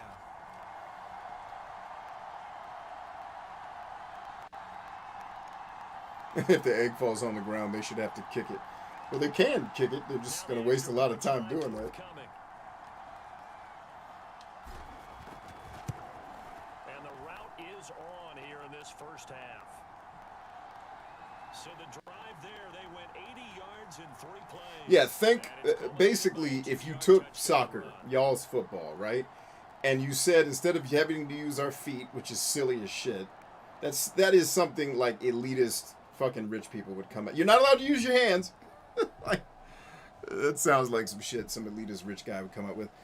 But think of soccer just where you can, instead of having to kick the ball, you use your hands. Like if you could run down the field holding it, and from the line of scrimmage or from where the play starts, you were allowed to throw it to one of your other players to then run it down the field to the goal, it would be the same thing.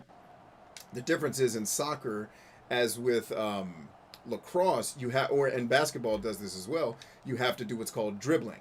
You can't just carry the ball. But football relies, the major difference between those 3 sports and what we're playing here is contact. Right? You're allowed to attack and do violence to the other players, which is why we don't have to do silly shit like dribbling a ball with our feet, because we'll just kill you. Much easier. I'm not going to out-footwork you because I'm civilized. I'm going to tackle the shit out of you and eat your whole family like we would have done 20,000 years ago. See, you Europeans have been elite for too long.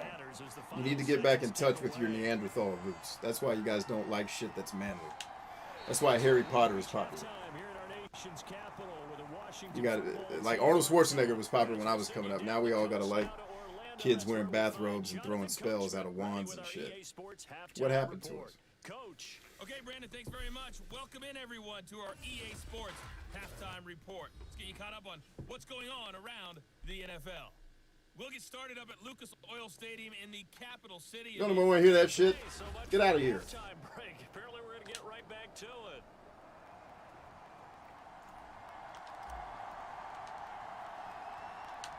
The Seahawks trailing, but they will have possession first here as we resume action. I don't believe Arnold's actually European. Didn't he become a citizen? Carry over the back line of the end zone for a touchback.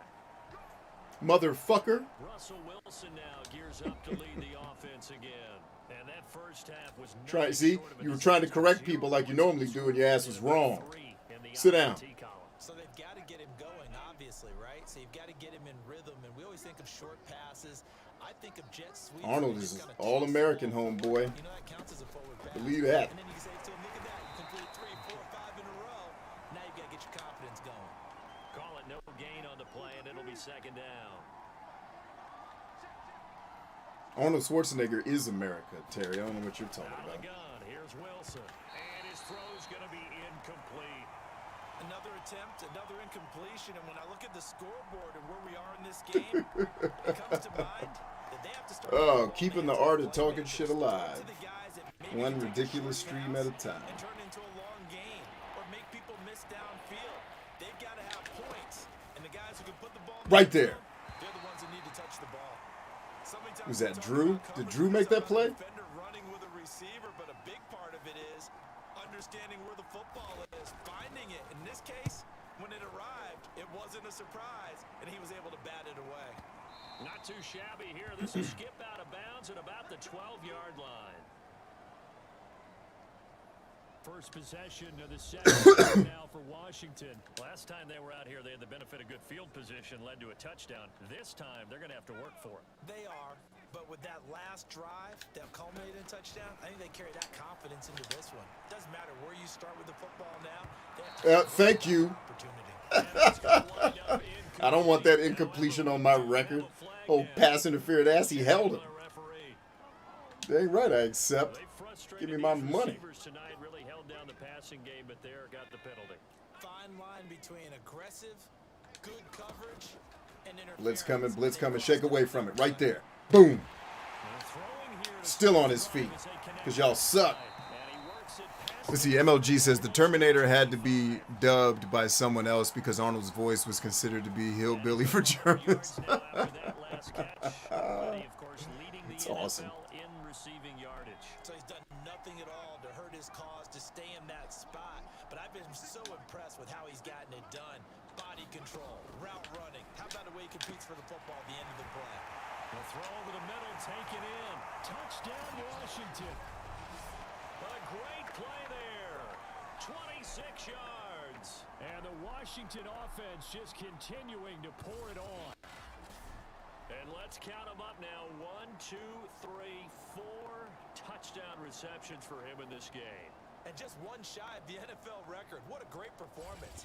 Going up and catching the football, creating space, and finding the end zone. That's what it's all about. Extra point forthcoming.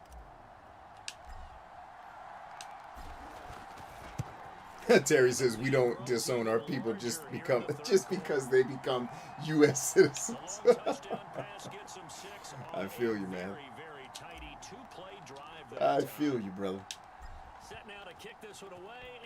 And you'll accept me as part of you as well. I got you. It's definitely something me and the missus have talked about, moving to Europe. It's not out of the question. The Seattle offense now set to come back out on the field. Not out of the definitely something we are considering. You'll move to Europe. It's just where. Because I've lived in Europe and that was a really great experience that I wouldn't mind giving my kids to. Got him. That's 3, ho. Get on your horse, Alex. Picked off at the 28, and he will bring this one back. It is a pick 6 for a Washington touchdown. A Big play there by the rookie. An interception followed by the return for 6. Look at that jumping catch. Went up and got it, dog. Woo! Ryan says, we don't look down on the UK just because we upgraded. Yeah, tell him, Ryan. Point after try forthcoming. Tell the godfathers of America they can sit down. We got this. Actually, that's not a bad idea, Ryan. Football on horses. That shit would be cool. I got to learn how to ride a horse. That, yes. Immediately, we need to put that together. Horse football? Are you kidding me? I got to learn how to ride a horse immediately. That needs to be a thing in my life. How did we never think of this before, dude? Were we too busy trying to save the world with our technology company that we're building? I think that's our problem. We're too busy trying to save the world. We're missing all the fun, man. We definitely need horse riding football. Full contact polo. Exactly. Football is nothing but polo without the horses and punching people in the face. In this case now, the guy throwing the ball, he's got to be like Hunter, what's up, homie? Hunter, thank you for being here. Make sure you let the people on the old TikToks know that they can come on over to YouTube if they want to join the chat. I don't think there's a lot of people still left here, but I think there's a few folks that may benefit from coming and hanging with us on the come hang on the dark side, where the adults like to hang out, the grown folk. I think that's holding. This game ain't calling holding for nothing. They're like, listen, we're gonna let them hold. This defense killing everybody. Aaron Rodgers threw for -7 yards on this team, bro. We got to do something about it. Let's do what they've been doing the entire game because that's worked well. This offense, they have not looked particularly good all game long, but a nice throw there for a good gain and a first down. Nice rhythm throw there on first down. He located his tight end. Clem says, can we do it on bear? Bear football? We could just all ride bears. I'd do it if we could train some bears to let us ride their backs. That would be almost like God of War, where you beat the big trolls and then jump on their backs and make them kill all their friends. That'd be fun. Like using bears to maul other people on bears. I would totally play that game. That sounds like fun. So I think it's time to abandon that plan and start chucking it all over the park. And you know who's excited about that? All right, Russell's starting to drive, gang. We got to do something about this. Incomplete. Boy, he doesn't drop many like that one. Ah, Chris has been silent this game. Way to play, Chris. But you know what? Chris has been taking DK Metcalf basically out of the game, so Chris has been silent but very effective. I talk to someone around the NFL, they all say the exact same thing. They're so fundamentally sound, it's hard to execute against them. Bobby Wagner on the bench like, hey, man, I don't even know what's happening. I don't know either, bro. They killing us. Well, at least we get to go home to our wives. Hey, Coach. Yeah, man, listen. I'm going to have to cut you because you suck and you let them put 98 points on you. How you going to let them put 98 points on you, Bobby? That shit can't happen again. You cut. Get your black ass off the bench and go home. That's what Coach, I was just acting out what Coach was saying. You guys were seeing his lips moving. That's what he was saying. And Coach Carroll's not racist. He's 8% black. That's fine. The passing windows are just not there, and that's just another example of how great this defense has been all game long. And that's exactly what a top 10 defense can do. They can really change the game tempo and frustrate you as you try to execute offensively. And on fourth down, on is the punt team sending this one away. And they'll play keep away from the returner as this one will be marked out of bounds at the 13-yard line. Pretty good spot. And the Washington offense Terry says one thing that he likes about the UK is that it has a strong connection with the Norse. All right, understood. And pretty much not just give him a jersey, but a seat on the bench as well. Whatever do you need, you've got it, because the way they're stringing things together and creating that distance between them and their opponent is really hard to narrow that gap. And the other part is, and that's caught inside the 30. And all the way down to the 26. A huge play there for Washington. All right, touchdown, Chris. This one's for you, baby. If I get enough protection, this one's going yard. Job not so well done there. All right, no blitz, no blitz, no blitz. Hold. Damn it, they put him right in the spot where that play can't be made. He's gonna have to eat this one as down he goes. It's not a sack. I got forward progress. After giving up the big play. Yeah, you can either get down on yourself or you can get motivated. And that time, they dropped him for a They loss. do not want me beating them. Fine, I'll do it myself. Peace. Y'all forgot I can run too. You can take my play away if you want. As a rookie quarterback, that's exactly how you Going right back to it. I want this thing. Touchdown for my boy. It's also how you All right, end good. up on the training table, too. Yeah, it's a catch-22. Coach doesn't like it. Teammates love it. Where do you Got him. fall on it? And this is taken in for Washington. That's a lot of faith in your wide receiver right there. You know he's going to get hit in the mouth, and he's got a lot of faith in his quarterback that the ball's going to be in the right spot. Continuing to add to their lead. Boom. So they showed blitz, and it was like, nah, we're not having that. I know you're not blitzing me because you're going to get murdered if you blitz me. Everybody's dropping back into coverage the minute I snap the ball, which is exactly what happened. And then they pulled guys out playing outside leverage. I just threw it partially inside on that slant. I made the slant take longer. You find the hole in the defense, baby. Touchdowns. But like I said in previous shows, there's no way that happens without my offensive line. I held the ball way too long for a real game. In a real game, that would have been a sack. But I got the baddest offensive line that's ever played, so I get a little leeway. Washington touchdown.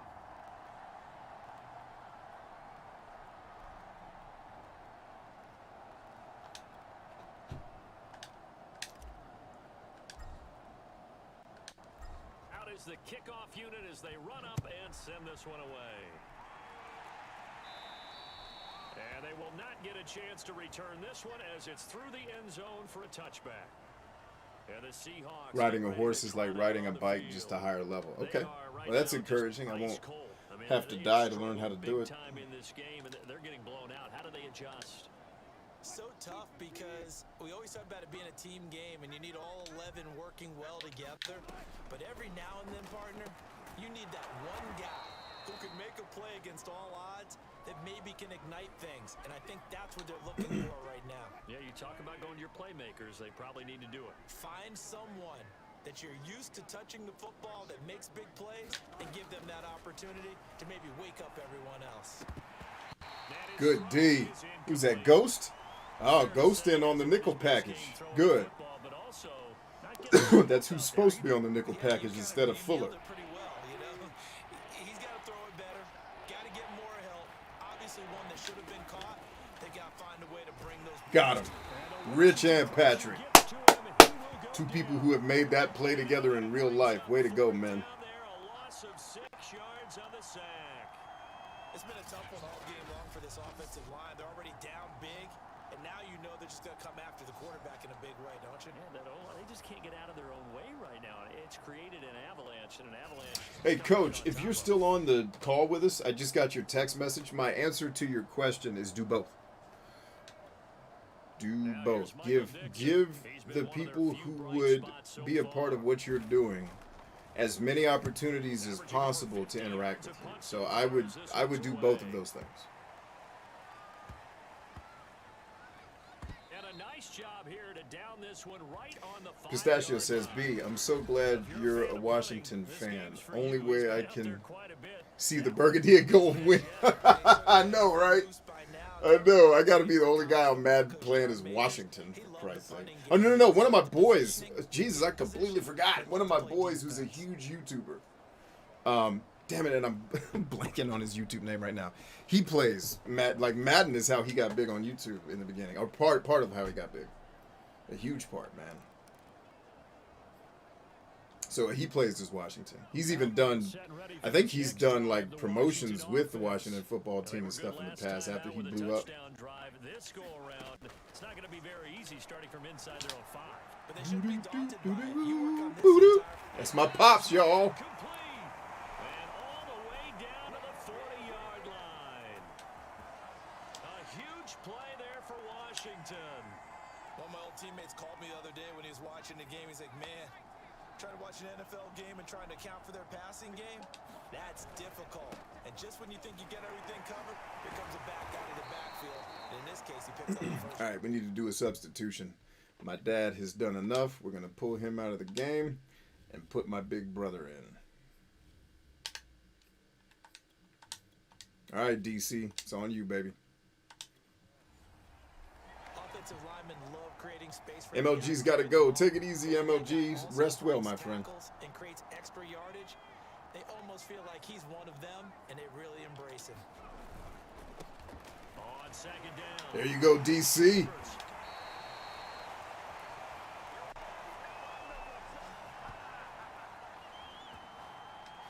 Well, you certainly have to give a little credit here because they're playing this game now at their pace. This is ball control football, sustained runs, taking their time and making it work. And he'll maneuver his way forward for about 4. 2nd and 6. Following the pickup of 4, here's 2nd and 6. Got him. Look at that hole, man. That was an Emmitt Smith size hole. 12-yard line. A lot to praise on this drive, obviously. I know you're seeing what I'm seeing. Those guys up front, they're getting it done. Doesn't matter what They are getting it done. Well done, too. Ooh, way to shut up block, dude. Good defense. I can't be mad at that. That's some good hard running there as he'll push his way forward for about 5. From the 7, it's 2nd and 5. And he's dropped just before the line to gain. 4-yard pickup leaves him with 3rd and 1. Right back to him, This baby. will be play number 7 on the drive. 3rd and a yard. It's just grown man football right there, baby.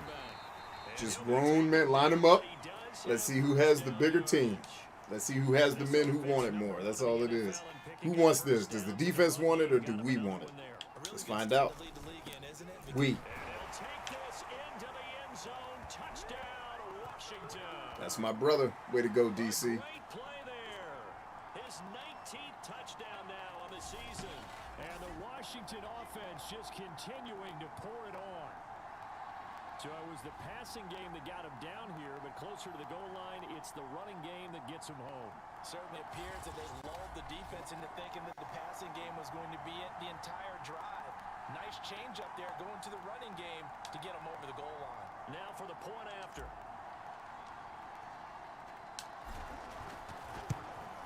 And the lead grows even larger here in the 3rd quarter. A good drive that time as they go 9 plays in all. Result, a touchdown for Washington. Hey, Ozark. What's up, lady? Hey, Keish. Come over to YouTube, lady. I appreciate you being on TikTok, but come hang with us on YouTube. And thank you for the rose. God bless you. It's good to see your face again. Terry says, thing about football and a lot of sports for me is that I find it gets a little too samey. Samey, okay. I would imagine at halftime they went through some possible changes. Well, those changes aren't working. I feel you on that, man. I think that now it's much more in their head. And what I mean by that is just what you said. You've gone over the Gotcha. Way to go, Zach. The pressure as the Washington pass rush gets home.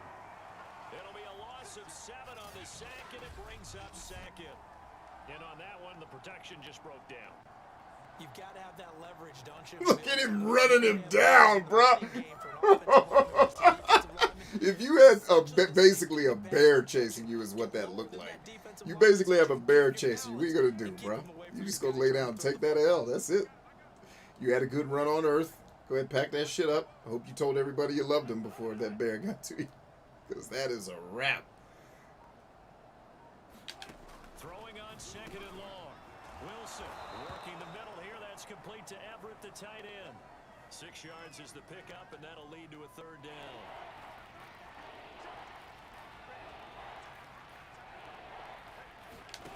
Throwing is Wilson. Got him. Is that Chris? You know it's Chris. He ain't having a quiet game no more, baby. The dude with the coolest name in the universe, my battle buddy, Chris Vegas. Pick 6, baby. West Point's finest cornerback, man, getting after it. That's my brother right there, showing him how it's done. The silent assassin. Won't just empty the bench just yet. If you're a backup, start loosening up. I think you'll get a chance to play before this one is over now with that type of a cushion. Point after, right down the middle. And that will extend this big lead. Keisha said, okay, sounds good. All right, Keisha's coming, gang. Everybody get ready on YouTube. Keisha's coming. Get the red carpet out, y'all. When royalty comes, we act right. So they'll get another shot on offense following that pick six. And now the kick is away. And this will not be returnable. It's out of the back of the end zone for a touchback. Oh, my man Josh. Hey, Josh. YouTube, homie. I see your face. Let's go. Get on over to YouTube, bro. Let's hang. I appreciate you being on TikTok, but the chat is over on YouTube, bro. Should be, just because after what you gave up, but you can't be so cautious as to just really take things in, and now you're not going to play loose enough to give your team a chance to score. But you still have to be careful because those defensive guys, I know the reputation defense guys can't catch. All evidence to the contrary on that last possession, though. He had to throw it to a lineman to get that play to work. That's awesome. Watching that play, I'm thinking about all the lost opportunities that they've had so far in this game. But right now, just focus on continuing to move the ball the way they did on the last play. They'll run on first down. Carson.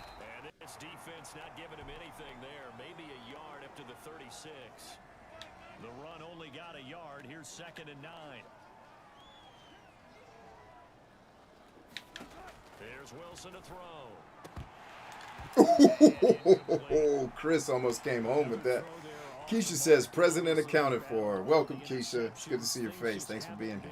True to form for him. I don't know. What do you think's going on out there, CD?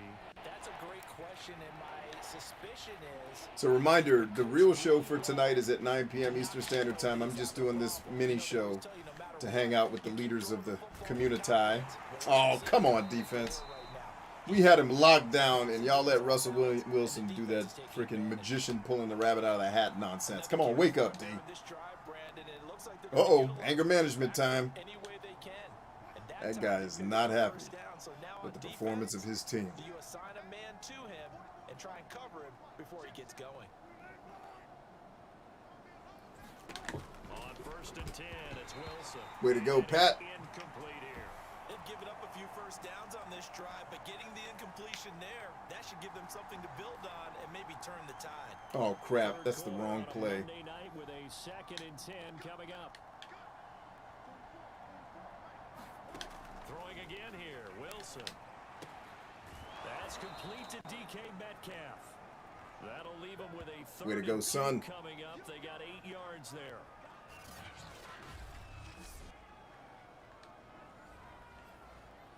So it sounds like the war game you guys are making is like hockey. The guy who loses the fight gets in the penalty box? Is that how it works? So the incentive is beat the shit out of the other player so you can keep playing? I like that rule. That's the illest rule in sports ever. You get into a fight, you only get penalized if you lose. Yes! Blades of steel for the win. Not giving up much of anything in the run game. Case in point right there. Now here's Michael Dixon. He's been terrific so far.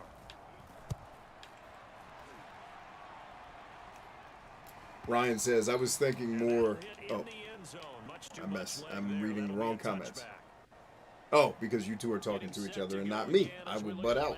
Heading onto the field again. He's had a good performance, moved the ball effectively on the ground. Of course, he has the 1 touchdown. And when you're able to move it as effectively as you've described, that leads to finding a way into the end zone, and now he's just trying to do it for a 2nd time. And of course, with that comes additional yards. Good coverage. Can't be mad about that. Again, that 2nd score here in the 3rd quarter. In the 3rd quarter here in D.C., a 2nd and 10 upcoming. He's gonna Gone. go again. That's the streets right there, baby. Streets. Got him in, complete. A big play there. An 80-yard touchdown. And this Washington offense continuing to add to their lead. He put quite a bit of air underneath that touchdown pass. Of course, we knew that he had the strong arm. That part was easy. You could see that throughout his college career. But what you want to know about a rookie is when the pressure's on, can you throw with touch? He just did right there. And boy, it was pretty. Terry says, basically, B, I'm talking about how I personally consider American football to be boring. Well, Terry, you've given entire 4-hour seminars on why you think football is boring. Did you think nobody knew what you meant? It's boring because you don't understand the mechanics of the game and how it works, and you have no skill at it. It's like you don't have any understanding of the nuance of the game. It'd be like asking me to watch soap operas. Like, they'd be great if I understood the characters and cared about all the shit in it. Like, I think, fucking soccer looks boring as shit, but it's because I don't play it. If I played it and felt the competitive nature of it, I'd probably really like soccer. And this will be a touchback as that sails over the end line. The Seahawks offense now, they get ready to head back onto the field. They punted last time they I thought badminton was stupid until I played it, and it was like, yo, this is probably my second favorite sport out of all of them. Football, badminton. Badminton is the illest shit that's ever lived. But until I learned how to play it, I thought it was dumb and boring. Don't want to get behind the sticks because then the defense has the advantage. And a dangerous throw there as that's knocked down and incomplete. Receiver coaches preach to their guys. So yeah, no, I'm never shocked that a European person like, well, football seems boring. Well, of course it would to someone who doesn't know what they're looking at. Got him. As a defensive back, you have some weapons at your disposal that we don't often talk about, and you can read the receiver's eyes, you can read his hands, and you know that the arrival of the ball is imminent, and that allows you to make a play on it, and oftentimes knock it away. From the gun on third down, Wilson. And that's complete to Swain. And they're going to get him down well short of the first as he can only get to the 30. Just a 5-yard pickup, but it leads to fourth down. So you're trying to make alternatives to football that would make it more interesting. Playing football on horses was a good start. I would do that. I mean, it wouldn't probably be as much fun as actual football, but it'd be fun for the 10 minutes before somebody dies from the horse ride. And then we all have to stop and reflect on the decisions we've made in life. It'd be fun up to that point. Taking it about the 16. Right down the rail, son. Oh, don't do that! Come on! And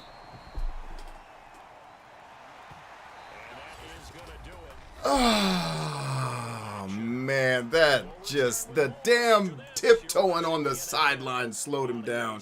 Madden be cheating. That's all. Hashtag Madden be cheating. I got to take a break on that one. That should have been a touchdown, and they shorted me. Make sure you get your shirts from swag.bryantchambers.com while I'm on the break. Buy up all the shirts in the store. And if you hate my shirts, good. Buy them for people that you hate and give them to them as gifts. Back in a second.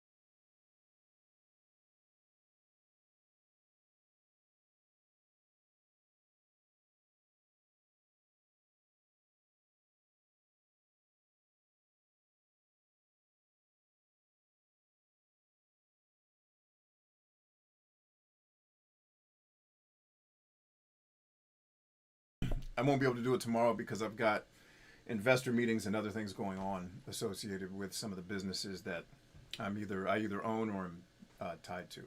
So I won't be able to do a daytime stream tomorrow, but I still plan to do the evening stream, assuming that my meetings end at a time that allows me to do it. But 9 p.m. Eastern Standard Time, especially for those of you on TikTok who have been telling me regularly, hey, I haven't seen much of your stuff.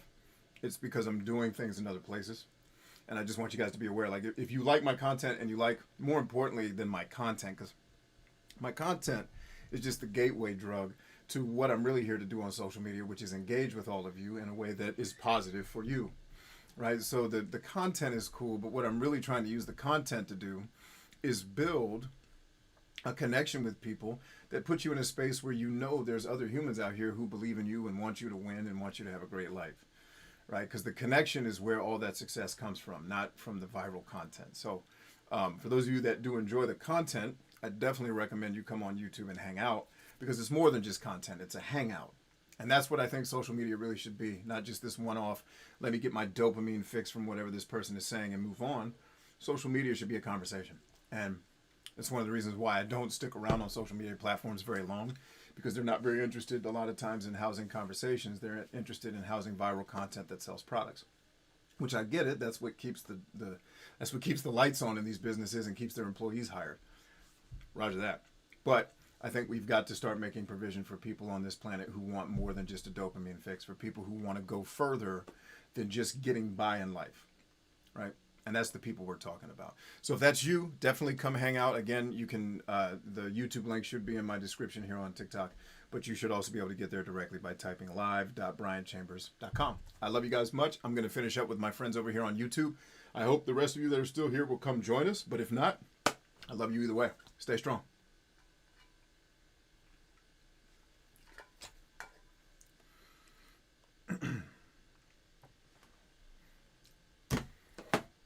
Now, if that didn't make a case for people to come hang out with this gang, I don't know what will. But I also know that the message is, Jesus, the message is only for leaders. It ain't for people that just want to be consumers and followers. So back at it. All right, what did I say I was going to show you guys? I forgot.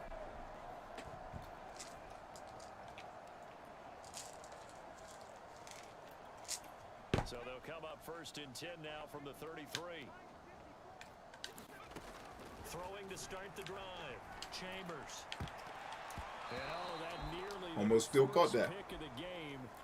Derek Fain Spencer says, Lavelle in the building. What up, Lavelle? Still throwing the football here. Now, obviously, the incompletion stops the clock. That's a bad thing. Feels to me like they're just keeping them honest on defense, because they're going to stack the line of scrimmage and try and stop any type of a running play. Short little passes may work in exchange of running plays. Keep the clock moving, keep them moving. I guess you're right. If they can get some first downs, just as good as running the football. 5 yards. Now it's 3rd and 5. Charles, you said earlier this defense is probably going to need to hold these guys right around 20 or Let's believe in Steve, gang. Let's believe in Steve, y'all. Yeah, they left 20 behind a long time ago. Believe in Steve. Right up the middle. Big number. But 20 was the threshold, because that kept them in the ball game and kept the pressure off of their own offense. It's a pickup of 3, but it brings up what will be an interesting 4th and 1. Came up about a yard short, but I can't help it, Brandon. I love it when the big guy gets the football and he tries to battle his way forward. There's something about those guys carrying the ball and watching people trying to stop. Got him. Way to go, DC. That's all we needed, baby. Don't do more than your job. Just do your job. I don't need you to do more. If you do your job, we all get home alive. They'll keep it on the ground. There you go, DC. Keep fighting, baby. Big Al Woods there to make the tackle. You know that old expression, it's not my night. Oh, now Terry has taken his football discussion to tasers. There's tasers in the game now? This is getting more fun. I think I agree with Terry. Football is boring. We need to let him make up some of the rules. Hey, we're going to have tasers. That sounds great. Somebody's there defensively. That was the same case on that play. On 2nd down now. Boom! It's Chambers. Touchdown. Into the end zone for a Washington touchdown. A great effort there. With touchdown number 20 on the year. And the Washington offense just continuing to pour it on.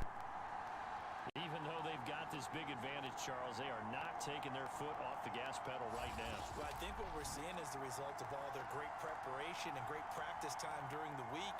And even though it seems like this is a great chance to pull people back and maybe, not try and score a few more times, they don't want to do that. I think they're enjoying what they're seeing, the collective effort, and they want to play it all the way out. Extra point right down the middle, and the lead will swell by one more.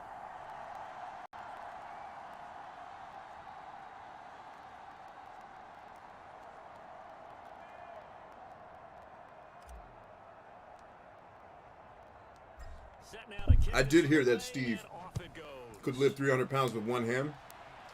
It's his weak hand he does it with. And they will not get a chance to return this one as it's through the end zone for a touchback. The Seattle now ready to march onto the field. We certainly had a sense coming in here that these guys were in for a tough one on the road. That has been how this ball game is played out. They trail big as we continue on now here in this fourth quarter.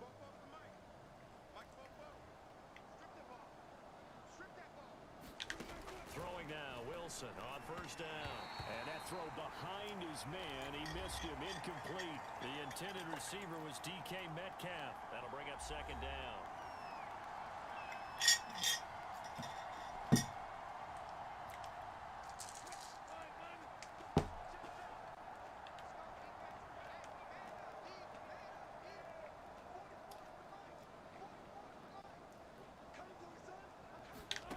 From the gun, it's Wilson. Throw right side is in. But I think the ball's out. And it's Washington that scoops it up. And he'll take this down inside the 15-yard line. Okay, this isn't one where you want to take the game tape and hold Keisha it up as says, an example, do you? I mean, you talk about frustrating all the way through. it's fun to And see that people last make error, meaningful I think content that crystallizes it, doesn't it? Absolutely. That's that know me in real life. Not sure I had influence, but maybe. Oh, you definitely have influence, Keisha. Your show is one of the more positive, like easy to watch because you're so, like, your energy is so damn, what's the right word? There's a first and 10 Your energy is magnetic. line. Like, you make people want to listen and be around you. That's huge. That's a gift. Following the fumble recovery. Right to my Navy SEAL. Get there. Come on, baby. Get them in the end zone. Get there. Tackled down at the 1. Coach says, got to run. Have a great night, Spartans. Ahoo! Tell him, Coach. Always good to see you, my friend. We will talk soon for sure. Looks like a jumbo set with 3 tight ends here for first and goal.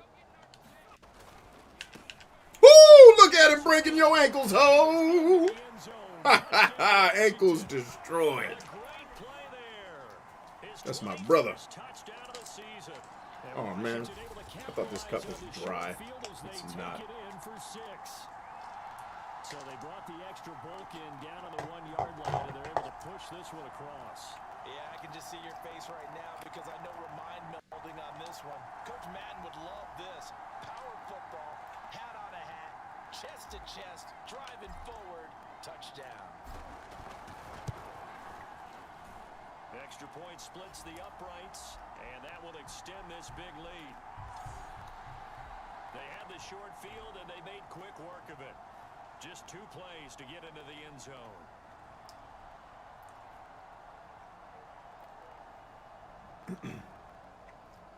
Terry's asking, why don't they just throw the ball to the touchdown? Because there's people trying to stop you from doing it. And if you do that enough times, they're just going to stand at the touchdown and catch the ball instead of your people. See, that's why I think you think football is boring, Terry. You think you can just show up and run the same play over and over again. Like, apply your RPG knowledge to football. Like, it's nuance. You have to understand to use water against a fire enemy. You got to understand how to use wind against earth and earth against... You see what I'm saying? And electricity against water. You got to know those things. So you don't understand the nuances. Wilson and the Seahawks take over now, first and 10 at their See all the other 11 guys, Terry? They're trying to stop you from doing what you're trying to do. Wilson, he'll get that But no, the answer is because if you just tried to do that, the defense would get wind of it. I've done it a couple times in this game, but like for example, I tried to do it at the beginning of the game, but I noticed the coverage they were in wasn't going to allow it because I can look at the defense and tell, okay, they're playing two high safeties. I can't run this play. I have to either call an audible, meaning change the play at the line of scrimmage, the place where we start the play from, or I just have to throw the ball to one of the other guys because the guy I want to throw to, I knew from the time I lined up on the field that the play I want to run's not there. So I got to adjust it. And there you go. That's the chess match, man. That honestly, the reason why I love football so much is it's just chess with 11 people. It's a chess game. So if you don't like playing chess, football will be very boring for you. Wilson is short. Derek says, Lavelle, right? Lavelle? I got to get used to, you guys have, a bunch of you guys have different names as your YouTube from your real name, so forgive me if I butcher it. I think that's Lavelle. Did I play football in school? Yes, I did. Yes, sir. So here is Washington now to take over. They've got the lead yet again in this ball game with their winning streak. The other reason you run the ball in this scenario, Terry, is we're coming close to the end of the game. Running the ball means the clock is going to keep running because if I throw the ball and the guy drops it or the defense breaks it up, it stops the clock. I want the game to end because I have a 140-point lead. So running the ball takes up more time. It keeps the ball away from the other team and doesn't let them score. So that's why at the end of the game you'll see a lot of guys run instead of throw. And now I'm believing in Steve. Jamal Adams coming up from his safety. He played water polo. I played that too at my graduation party. I housed a bunch of people. I dunked on one of the girls on the basketball team. Just bow, like, ah! Oh, I'm sorry, it's water polo basketball. We change. We make sports fit what we like. I'm not playing them your way. Believe in Steve. Terry says, yeah, that explains things. Yeah, man. Like, believe me, Terry, I'm not even joking with you. If you actually learned the nuance of football and understood that this game is actually in some ways harder than chess, because chess has predictability to it and patterns that you can pick up, like, this is the most advanced form of chess I've ever played. Now, I'm playing this chess match, obviously not on the hardest difficulty otherwise, and I'm playing with 15-minute time frames to do it. So the real score of this game, if I was playing 5-minute quarters, would be, 28 or 35 to 0. It wouldn't be 140. But I play longer quarters so that we can have a show. But yeah, like if you learn the intricate parts of it, this is more complex and fun to deal with than any tactical or strategy RPG out there, man. Oh, you tripping ass tripper. Second and 6. Good solid gain on first down. Just like I had a cousin that started explaining soccer to me because he got really into it, and we were both football players. I was like, damn, that's in soccer? That's cool as shit. Like, a lot of things about soccer are cool to me. It's not a sport that I got good at. I didn't play a lot of it. But there's a lot that goes into it, and just the physicality of the people that play soccer, man, to be able to have that high of a motor for a game that lasts that long, that's impressive, man. That's running a damn marathon, but also having to do other things like fight other people and move a ball. That's no easy feat. Maybe by about a yard, if that.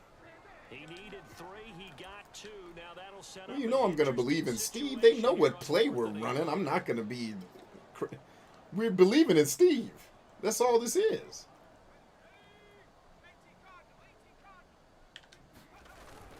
And Steve, first down. Got him.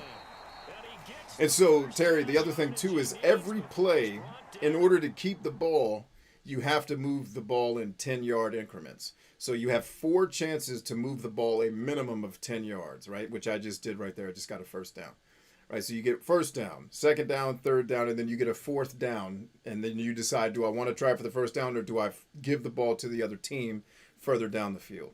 Right, so the way that it regulates the plays is you only get 4 chances to get a first down, and if you fail, you give the ball to the other team. I haven't failed, so that's why I continue to have the ball. But essentially, that's what's happening. And so every series can be different based upon those things.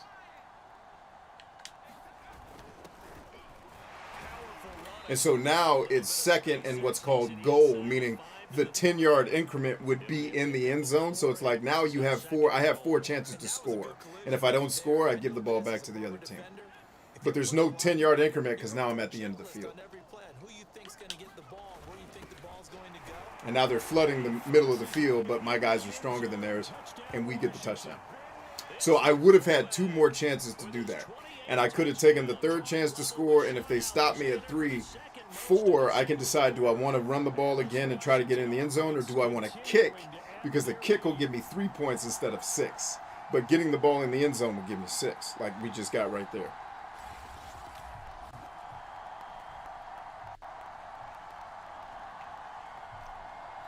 Dota is football for nerds. I guess it could be. I've never really played Dota. Now they'll line up to kick the extra point. What you hate about Dota is the same thing you hate about football. What is that? Now this one was over a wide. And see that, Terry, I don't agree with your statement, but it's because I don't think I understand where you're coming from. What do you mean it's the same thing? It's never.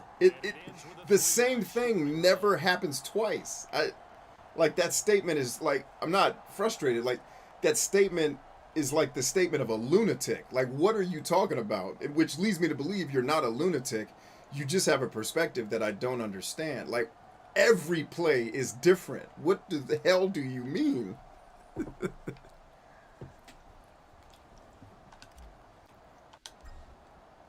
Because if that's the case, how the hell did you want me to keep playing Ease 8? Because it's the same thing over and over again. Fight something and then go listen to boring people talk for 12 hours. That's the, like, how did you like that instead of, it's the same shit. They get ready to come back onto the field. And let's face it, this drive Like, like your statements sound like a person who, like when I hear atheists talk about God, they all sound like they have a 4th grade education in spiritual matters. Where it's just like, well, of course you don't believe in God because you believe in some Disney bullshit. Like the God you're arguing against is some Disney horse shit that nobody's talking about, right? Like because I don't even know how to take that statement. But again, I'm not saying you're wrong. I'm just saying you got to take me on that journey, bro, because I have no idea what you're talking about. Keisha says, college or NFL, do you like watching? I don't really like watching sports that much because I'm a player. I've never really enjoyed watching sports. I watch it from time to time. I never watch college football because it's like watching people that aren't as good as the pros. To me, a lot of people say, well, college is more exciting. There's more plays. It's like, yeah, but I'm looking at it like I like watching professionals be great at what they do, not mismatch plays because one of the teams sucks. You know what I mean? Woo!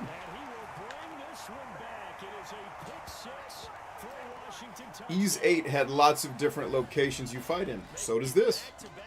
I can fight in Seattle. I can fight in Washington. I can fight in New York. I can fight in Arizona. I can fight in like 7 different places in California. I can fight in Las Vegas, Utah. In fact, we even fight in the UK. So come at me again. What else you talking about? What else you talking about, Terry?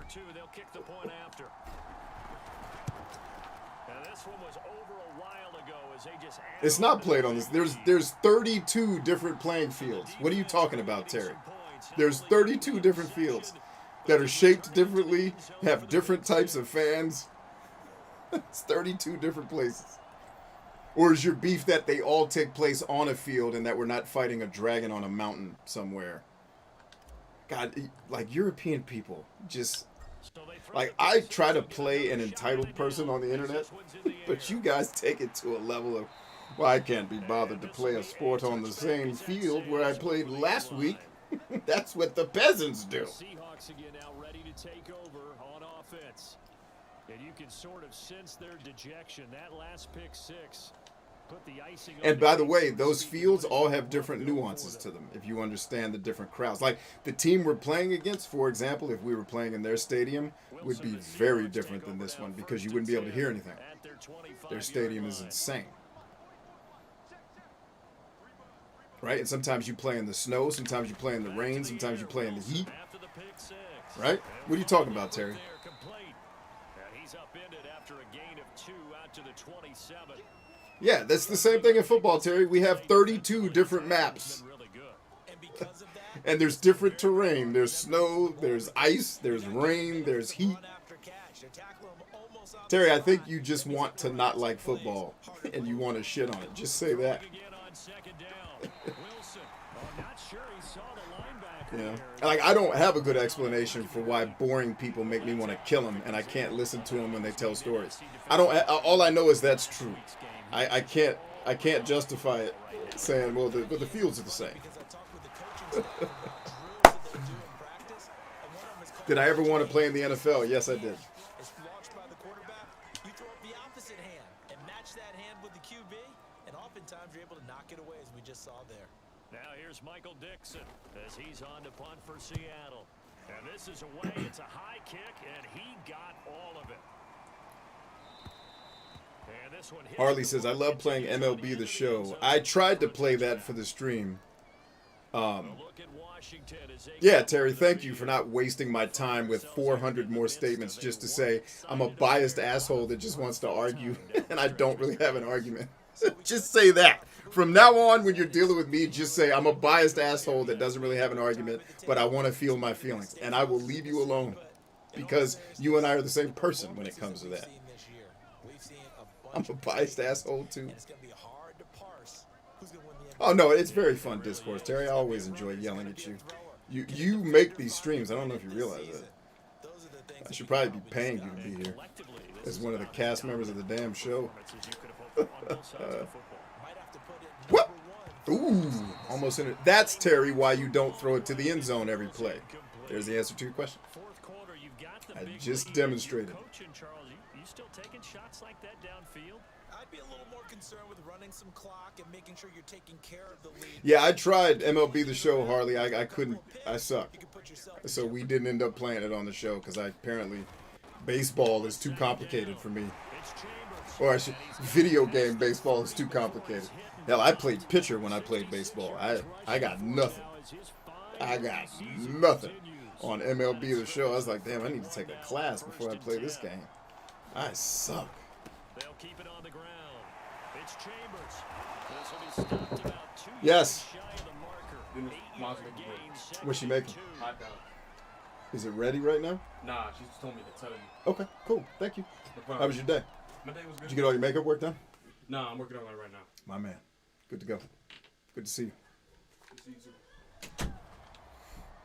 8 yards the tally on that first down run. Here's 2nd and 2. Keisha says, hi IQ gamers. Wow. They'll try and run some clock here as they keep it on the ground. And he'll be taken down at the 46-yard line. Yeah, like, I don't actually have a good, like, no bullshit. I do enjoy this discourse, Terry. You always give me fun things to yell at. Like, I honestly don't know why I hate boring stories so much. Like, the fact that people can sit there and listen to those boring-ass, uninteresting people in ease talk for hours at a time, I respect it. Like, I envy it. That's why I play this character who hates everything. Because the truth is, I want to like it, but I don't, and I don't understand why I hate it so much. It's like, I want to be like the cool kids. I want to play games like you guys and have fun with them, but I hate all the things you guys like, and I feel left out. So instead of saying that honestly, I just play an entitled bitch of a man on the show who screams about everything because that's more fun. But the truth is, it's like I want to enjoy this experience. I just don't know how to sit still and listen to people say shit that I don't think needs to be said. I have that problem in real life. People be talking like, "Hey B, I want to tell you a story." Stop. No stories. Get out of here. Is your story interesting? How many characters are in it? They've converted 4 times out of 6. Not bad. They're up against a 3rd and 1 situation. Booyah. Just 2 minutes remaining here in the 4th quarter. Yeah, for years I've tried to figure out why JRPGs. I love leveling. I love fighting. The two things that make it a game. Why wouldn't I love all the games? Well, because that leveling and fighting is usually shrouded in tens of hours of shittily written dialogue that for whatever reason gamers love listening to. And I'm listening like, is everybody else listening to this shit that's on my headphones? How the fuck have they not stormed the damn, like, this is what we should be marching about. What the fuck is this? They'll run on 1st down. It's Chambers. Wait, did he put his knee on the ground? What the hell was that? getting up there, so maybe one of those every now and then is understandable. I would agree with that. Understandable every now and then. Sometimes you come back and you fake it to them and go play action. But other times you say, okay, they got him. Go, DC. Go, DC. Way to fight, baby. Terry says, it's like how you will play difficult games like Street Fighter 2, but I can't tolerate it. Yeah, in my childhood. Yes, ma'am. Hey, pretty lady. What's up, sexy? Watch out, you're messing up the lighting. Really? No, not really. Well, yes, you are, but nobody cares. What's up, stream? I missed you I missed today, you. man. No, how are you? You good? I'm great. Doing awesome. Let me take my glasses off You so I look can see good. your sexy self. Wow, you look good today. Thank Well, you always look good. Thank you. I appreciate that. Do you want some dinner? Yeah, X says you're making hot dogs and chips. It's hot dog night. Hot dog night. Yeah. Well, we're all gonna be the cold cut man later. So yeah, hook me We'll up. all be it together. We'll all be cold cutting and together. I'm watching Eternals later. Oh, that's It's the out. Marvel thing. What time are you watching that? As soon as this stuff is done cooking. Okay. So Everyone's yelling hi, Miko. Hi. Yeah, I'm almost done. There's 1 minute and 26 seconds left in the game, which is about 3 minutes left All right. in the show. So I'll be done in about 5 minutes. All right, and then you'll be mine for the rest of the night. Oh, I have a stream tonight, but yes. Or are you canceling my stream tonight? No, I'm not canceling stream. But you know, if you want me to be yours for the rest of the night, I will surrender. I will not My torture you queen. and make you watch crazy Disney superhero movies that you hate. I will just enjoy those and allow you to have fun with the stream and come and see me whenever in between. What time do we have to leave tomorrow for the investor meeting? I was thinking about 9:30 at latest. Okay, because I'm trying to that'll gauge account for when do I things. need to end my show. I'm probably going to start the show early tonight so I can end early then. Yeah, Because I need to be because- in bed no later than 2. Yeah, we need a rest. Because I need to get at least 6 hours in. Yep, because I'm gonna need you to help drive. Yeah, I can drive. That's not a problem. As long as I'm up, I can drive. Let me go rescue the food. Cool. I smell it. I love you. Love you too. Thank you. Good to have you home. Out there hunting. Oh, Keisha, you have no idea. Her voice is actually something so for those of you that I work with who are single but having a relationship is one of your goals, one of the activities I give you is mapping out the exact avatar of the person you want to be with. And when I had my mentor do that for me when I was 19, thankfully it happened at 19. That's part of the reason why I have a happy and successful marriage is I had teachers. I had privilege. That's why I try to pass it on to other people. But one of the things I wrote down was exactly how I wanted her voice to sound. That's it right there. It's the sexiest voice on the planet. She actually was the voiceover person for my second name for my business back when we went from web design to doing more marketing type stuff and video games and entertainment. She was the voiceover person for it. So thank you for saying that. And yes, I agree with you. Her voice is heaven.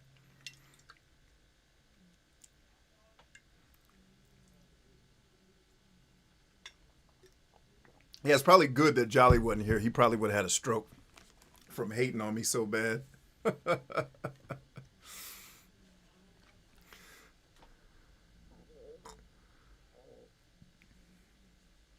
So going back to what Terry was saying, it's like how you will play difficult games like Street Fighter 2, but I can't tolerate it.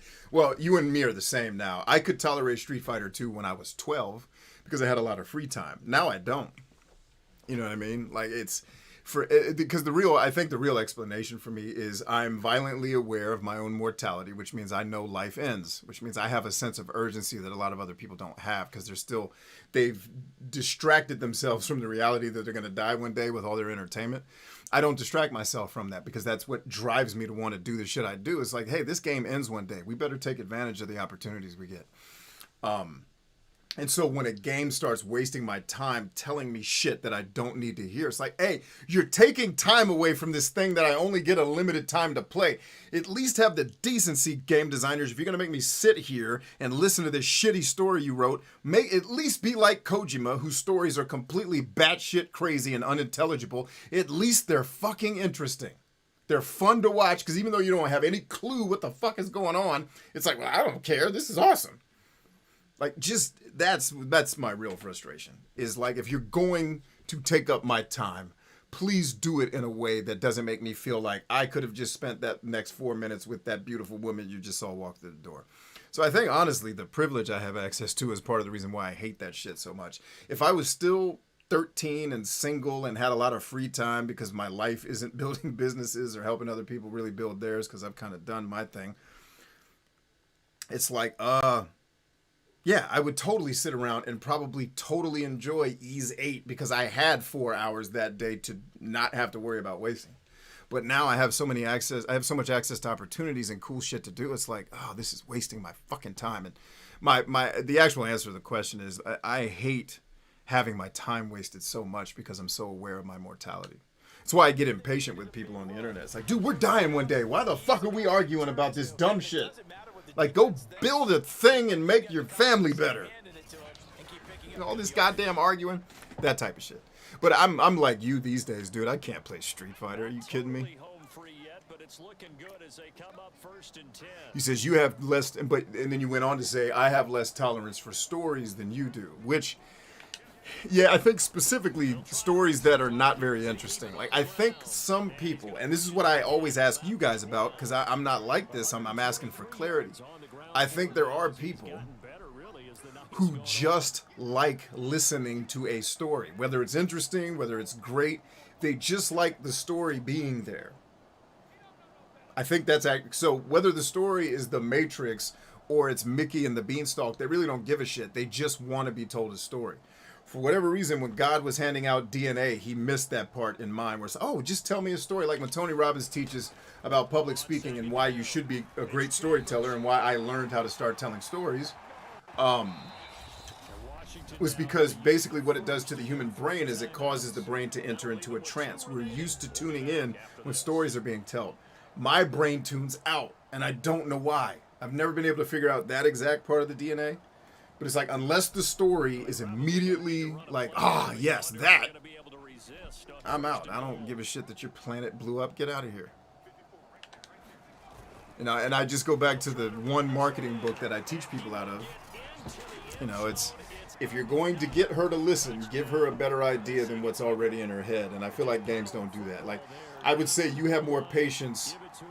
I wouldn't say this about you because I don't know. Maybe you thought the story in Ease 8 was actually interesting. The plot was interesting, but the character interactions are fucking terrible. And that's what I'm beefing with. Maybe what you have tolerance for is just boring, mundane fucking people talking about nothing. And maybe that's why I never watched Seinfeld, because people kept telling me it's a show about nothing, which I know is not true, by the way, because he's a comedian. I think I know what the show's about. But if it's a show about nothing, what the fuck am I going to watch it for? I got shit to do. Now the try here for the extra point. And I love Seinfeld as a comedian, but I just never watched the show. So correct me if I'm wrong. Is it that you just have more patience for staying around when mundane shit is happening when you could be doing something else? Is that an accurate assessment? I'm not trying to judge it. I'm trying to ask because I'm ignorant and I don't know. And these are the things that cause me great curiosity at times.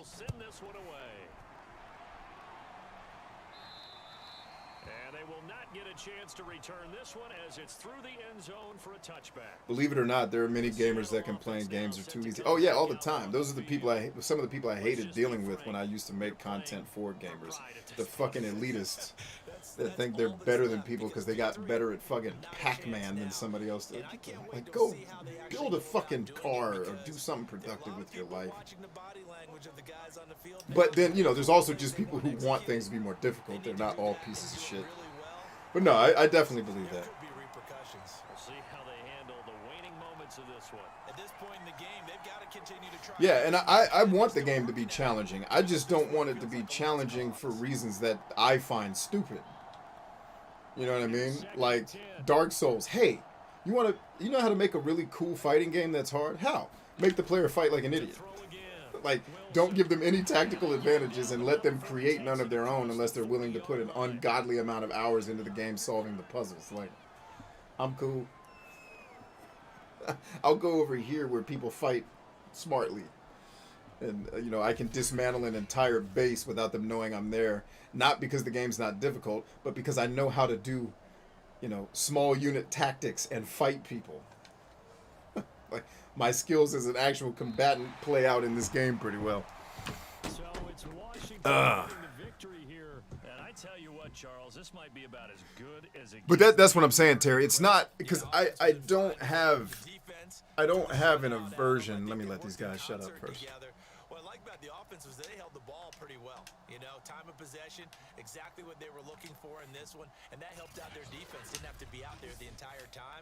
So when you do that and you're out there fresh playing, off a little extra spring in Ooh, your I step, sucked today. and it showed up in this one. They had a ton of spring in their step. I ran the ball a lot more, so that's cool. So yeah, Terry, I guess what I'm saying is it's not just that it's not that I don't want stories in my games, because if Death Stranding didn't have a story, it wouldn't be nearly as good as it is. If The Last of Us didn't have a story, it'd be a clunky mess of a video game that nobody wants to play. You know, so it's not that I don't have patience for stories. Specifically, I don't have patience for stories where I feel like my time is being wasted, either because this is a completely predictable thing that you don't need to say, or it's so uninteresting because these characters are so unrelatable and the shit you wrote just isn't interesting. It's just Disney fluff that you wrote for an after-school, you know, This is basically a trend. Like most video games, I would equate the writing level to be on par with a G.I. Joe cartoon. Which, if you've ever gone back and watched G.I. Joe as an adult, that shit is fucking terrible. And that's what I mean. It's like, if you're gonna tell me a Transformers story, don't waste my fucking time. Just let me kill the dragons. If you're gonna tell me Death Stranding, I'm all ears. I'm all ears for Death Stranding. I love the story segments in Death Stranding. Like, oh, another cutscene. What's going to happen next? Like, I'm on the edge of my seat for these crazy people. I'm crying. Like, I was crying at the end of the game when I won't tell you which part I cried at, because I'm going to replay it, and I'll let you guys, because I wasn't on camera. I'll be on camera this time. You guys can watch me cry during that part. That's what I mean, Terry. It's not just, oh, Bryant hates stories. That's kind of the narrative that's been emerging. It's not. It's, I just don't want to listen to your story if that shit isn't interesting. I got kids. You know? So that's more what we're talking about.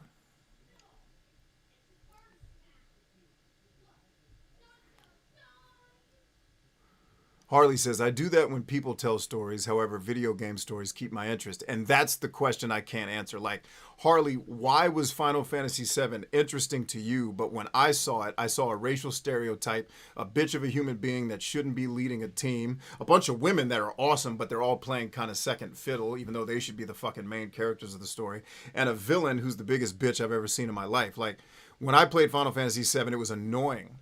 Why was it interesting to you? And I'm not saying it is annoying. That was my emotional reaction to it. Like, how can two people who, you know, share DNA have this completely opposite reaction to something emotionally? You know what I mean? That's kind of like, I'm aware that, you know, video game stories keep our interest, but my question is why? Why is Final Fantasy VII interesting to you? Why was Barrett not an offensive stereotype? Right? Why was Cloud not a bitch of a man that you'd never want to be in your life? Right? Just a bitchy whining the whole game. He doesn't become a decent character until the third disc. And I'm like, Jesus Christ. I will say, in the remake, at least they made him less of a bitch.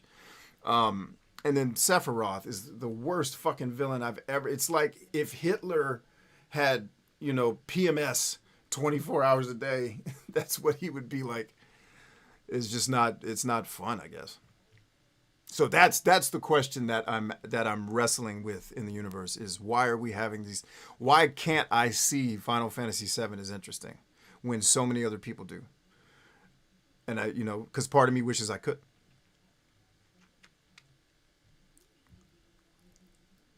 Do they make games where you can skip more of the story? Yeah, Keisha, they do. Unfortunately, when you skip the story, especially in the poorly made RPGs that do this, when you skip the story, you miss what you're supposed to be doing in the game. So you're just running around lost because you didn't listen to somebody talk for 5 minutes boringly.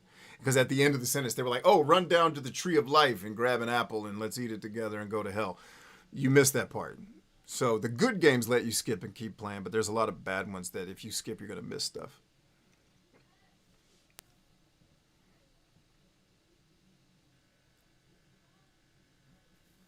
Let's see, Terry says, I like some of Sahad's dialogue. Okay, I'll buy that.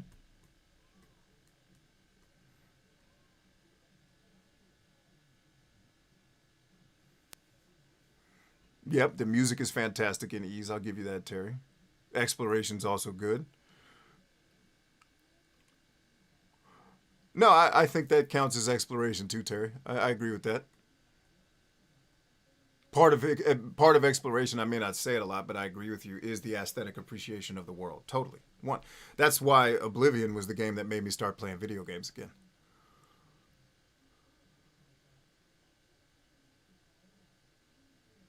You're willing to get through all of the story parts because they're not as painful for you as me, because all the other things are so enjoyable, versus me, the story parts are too fucking painful. And that's what I can't reconcile. Why for you is it not as painful, and why? And maybe there is no answer. Maybe there is no why.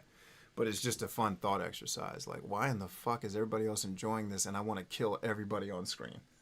What is so different about my weird-ass brain? He says, is the score 161-0? You better believe it. Lavelle, we killed in this game. Like, I found Tales of Vesperia's story to be boring, because it is. The reason why that story is great is because the characters are great. Story is dumb. It's a save the world bullshit Star Wars story. What's interesting, and I will tell you this, full disclosure, you miss the best parts of Vesperia's story if you don't do the achievements. Like, if you don't play that like a completionist, you miss the best parts of it. So I'll give you that. Tales of Vesperia's story is bad to a degree. What makes it great is when you see Raven's character actually develop and you understand why he's the way he is. That makes me interested because, one, I can relate to Raven because I've been in his shoes, right? And then you wonder why he's so crazy, but then you understand, you see these other events that happened to him, like when he fought in the war and lost his best friend in the battle that you don't know about him at the beginning of the game. Sorry, spoiler alert, I should have said that. You just think he's this weirdo kind of eccentric, like he's not actually a pervert, but he like jokes around like he is one. You know, I certainly don't relate to that shit, but it's like he's this way because of the trauma he's been through. That's interesting. Like, that's a character I want to learn more about. You know what I mean? That's a guy I want to kind of, hey, what's his deal? Why is he like this? And the game does a great job of creating, like, Yuri is the great juxtaposition of justice, but understanding that sometimes the system is broken and you can't work within the system to win it. And then he has his odd couple counterpart, which is Flynn, who believes you can work within the system. I have a brother right now in my real life where I am Yuri and he's Flynn. He's a politician and I'm an underground entrepreneur. We're both trying to affect positive change. We're just doing it in very different, using different avenues of approach. Like, that is shit I can relate to in my real life. Therefore, the story becomes interesting because there are people that, like, people are interesting to me, not stories. And that game does a great job of making you care about the characters. A lot of RPGs are not good at doing that. But that's what I'm getting at. Like, I think, like even in music, I'm the guy listening to the words, not the beat. Like, I want to hear what this person's saying. I'm that weirdo.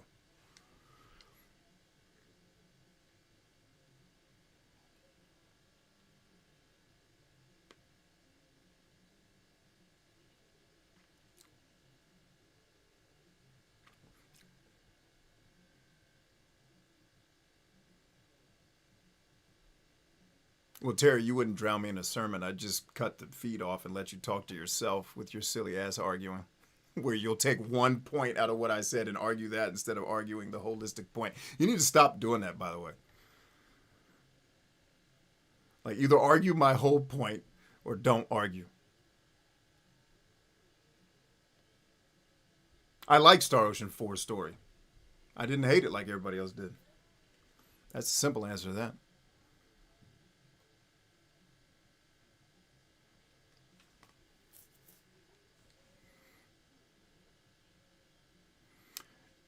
Harley says, I don't know. If I had to guess, it's because we didn't get too many games, and Final Fantasy VII was one I got and attached myself. Well, how old were you when you played it? Because I think that's the answer to the question. Like, you love Final Fantasy VII for the reason I think Metroid is awesome, and everyone's like, Metroid sucks. This guy's crazy. Like, well, because that was, Metroid is my version of your Final Fantasy VII.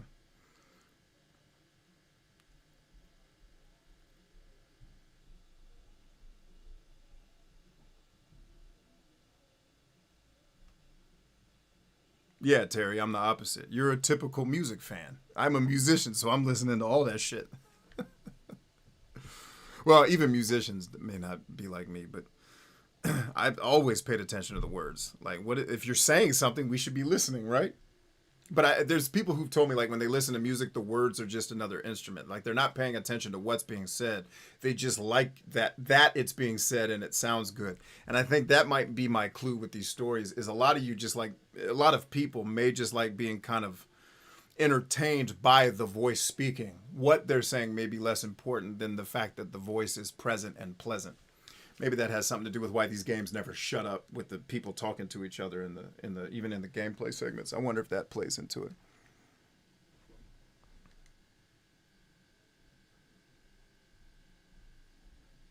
Oh, you were 7 and 9 years old? Well, never mind, dude. That doesn't count. That's nostalgia.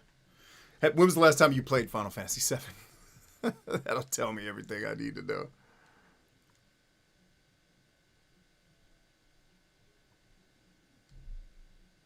Well, but this is good feedback because you guys are telling me you're not words people either. But maybe that's why I am listening intently to what these motherfuckers are saying, and they're saying nothing. So why are we listening to it?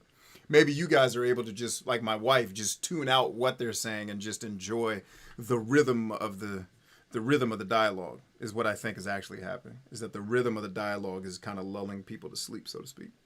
But that's just a theory. I don't know. Things I think about in my free time.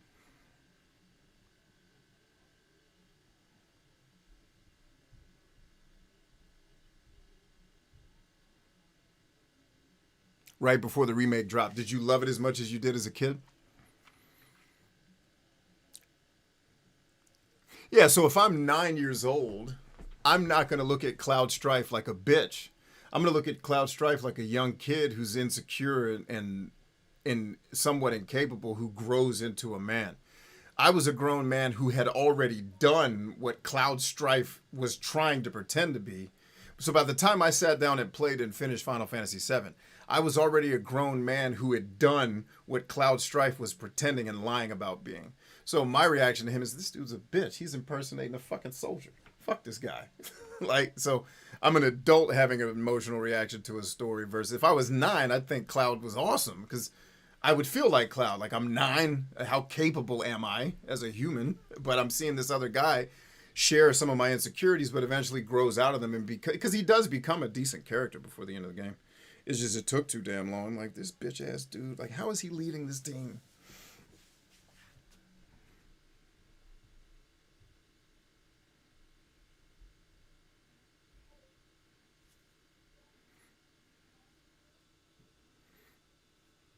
Harley says, hell yeah, I did. But now I skipped the dialogue to get back to the grinding. I got you. Have I played Crisis Core? Yes. I think I reviewed Crisis Core, if I'm not mistaken. I liked it quite a bit. Because it was a Final Fantasy that actually had a good lead character. And not one that I wanted to stab in his throat.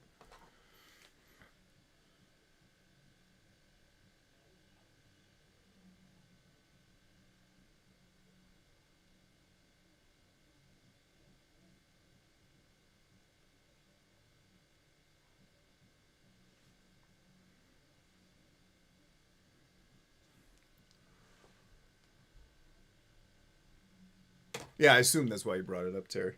It was like, this is Final Fantasy VII if it actually had a good lead. Which, first of all, why did Final Fantasy VII not just use Zack? Just change the story and get Cloud out of it completely. For Christ's sake. And then it would have been a decent game. And then replace Barrett with anything. A dolphin. A fucking giraffe. Fucking Barrett.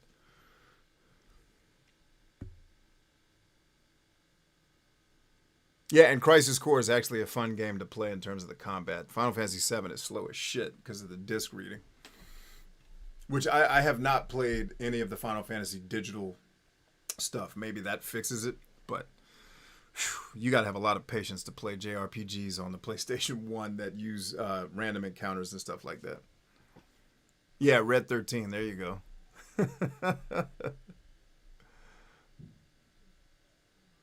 I can't answer the Zach comment. No, that's what I said, Clem. I said change the story. Like, you'd have to change the story. I said that. You're right, Clem. Change the story and make Zach the main guy, and then I'll probably like Final Fantasy VII. And then hopefully Barrett dies in the beginning, and then I'll be happy.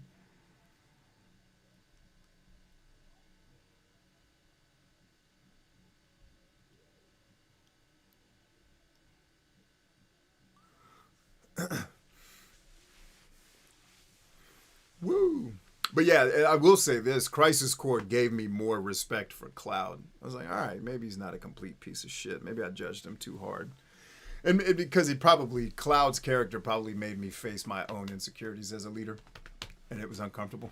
Like, I'm kind of like this sometimes too. Remember, hating people is just hating the mirror image of yourself in them. Clem says, Barrett talking is annoying, but he is useful later in the remake. Oh, okay. I couldn't take the remake. The nonstop chit-chat made me want to kill people. In the game, of course. I don't want to harm real people.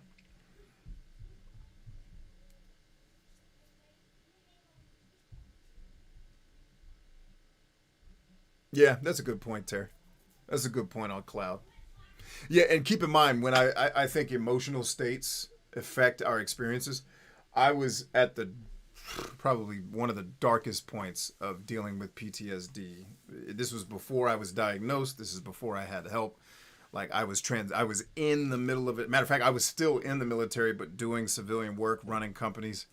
Like, it was a very, very chaotic time in my life. So I was not in a good place emotionally when I played Final Fantasy. And I certainly didn't have much patience. And so role-playing games are for people who are way, the story-based Japanese role-playing games are for people who are way more socially patient than I am. You know, so I do accept that.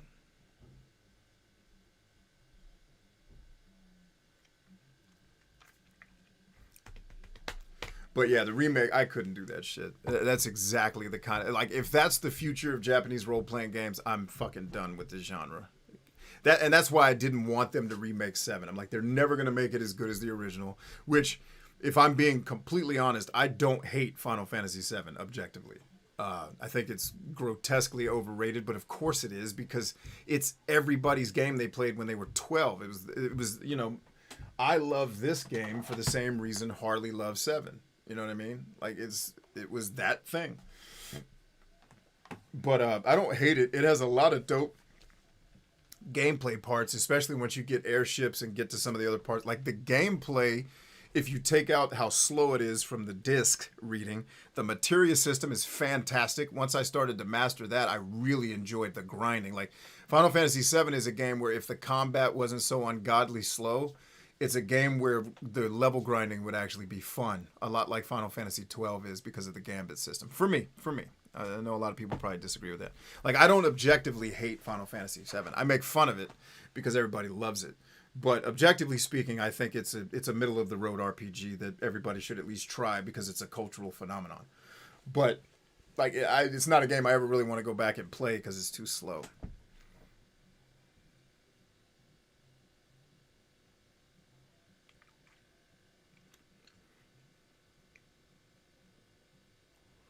Clem says, I didn't like Final Fantasy VII as much as everyone else.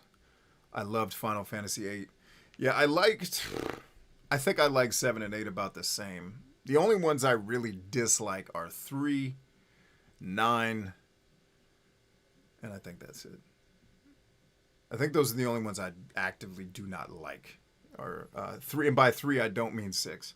I do think 6 is okay. I bitch about it, but I don't think it's a bad game. Final Fantasy 3 was the worst Final Fantasy experience I'd ever had. And then Final Fantasy 9 just bored me to fucking tears. And it was like, oh my God, I can't do this. And it probably should have picked up on the fact that all the people that told me about Final Fantasy 9 were also big Harry Potter fans. And like that type of shit, I'm like, oh God, I'm going to fall asleep playing this game.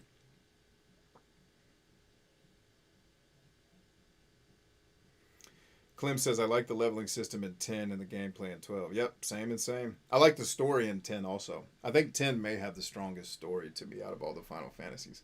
It's where their writers, you could tell that, like, I went back and started playing that. It's like, damn, they worked hard on this shit. Like, just creating, like, even the dialogue scenes in Final Fantasy X don't annoy me like other video games do. And I think that's the other thing, too. Like, going back to the original question, I think part of the issue is sometimes I do, but I often don't like stories that are clearly made for children, because they feel like I I don't want to ride the teacup ride at Disney, guys. And that's what a lot of the stories feel like. Like Final Fantasy X is dealing with some heavy shit. Like a guy's dead. This woman's got to go on a journey that's going to kill her at the end of it. And our job is to just get her there. It's like, holy shit, and this dude is ripped out of his life and realizes he woke up 1,000 years later. That story is fucking crazy. And it's really, really interesting.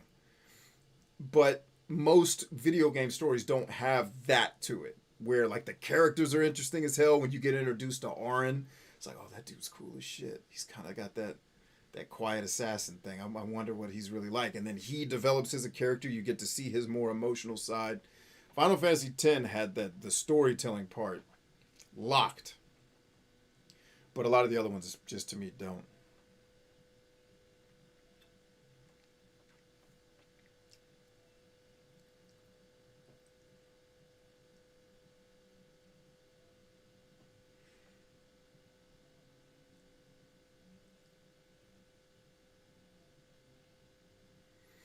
Yeah, Terry, all your points are valid. I understand that that's the story Final Fantasy VII was trying to tell.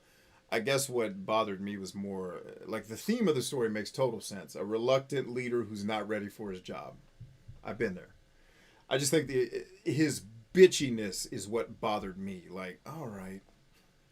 And like I said, maybe it's just because it reminds me of being that way and it was uncomfortable to see it. Because anybody who's ever been a leader has been Cloud Strife. You better believe that shit. Everybody has been the reluctant, unqualified leader that just had to step up. So I can relate to him. The execution made me dislike him the way the story was handled. I don't have a good explanation as to why. Anyway, I'm going to have dinner.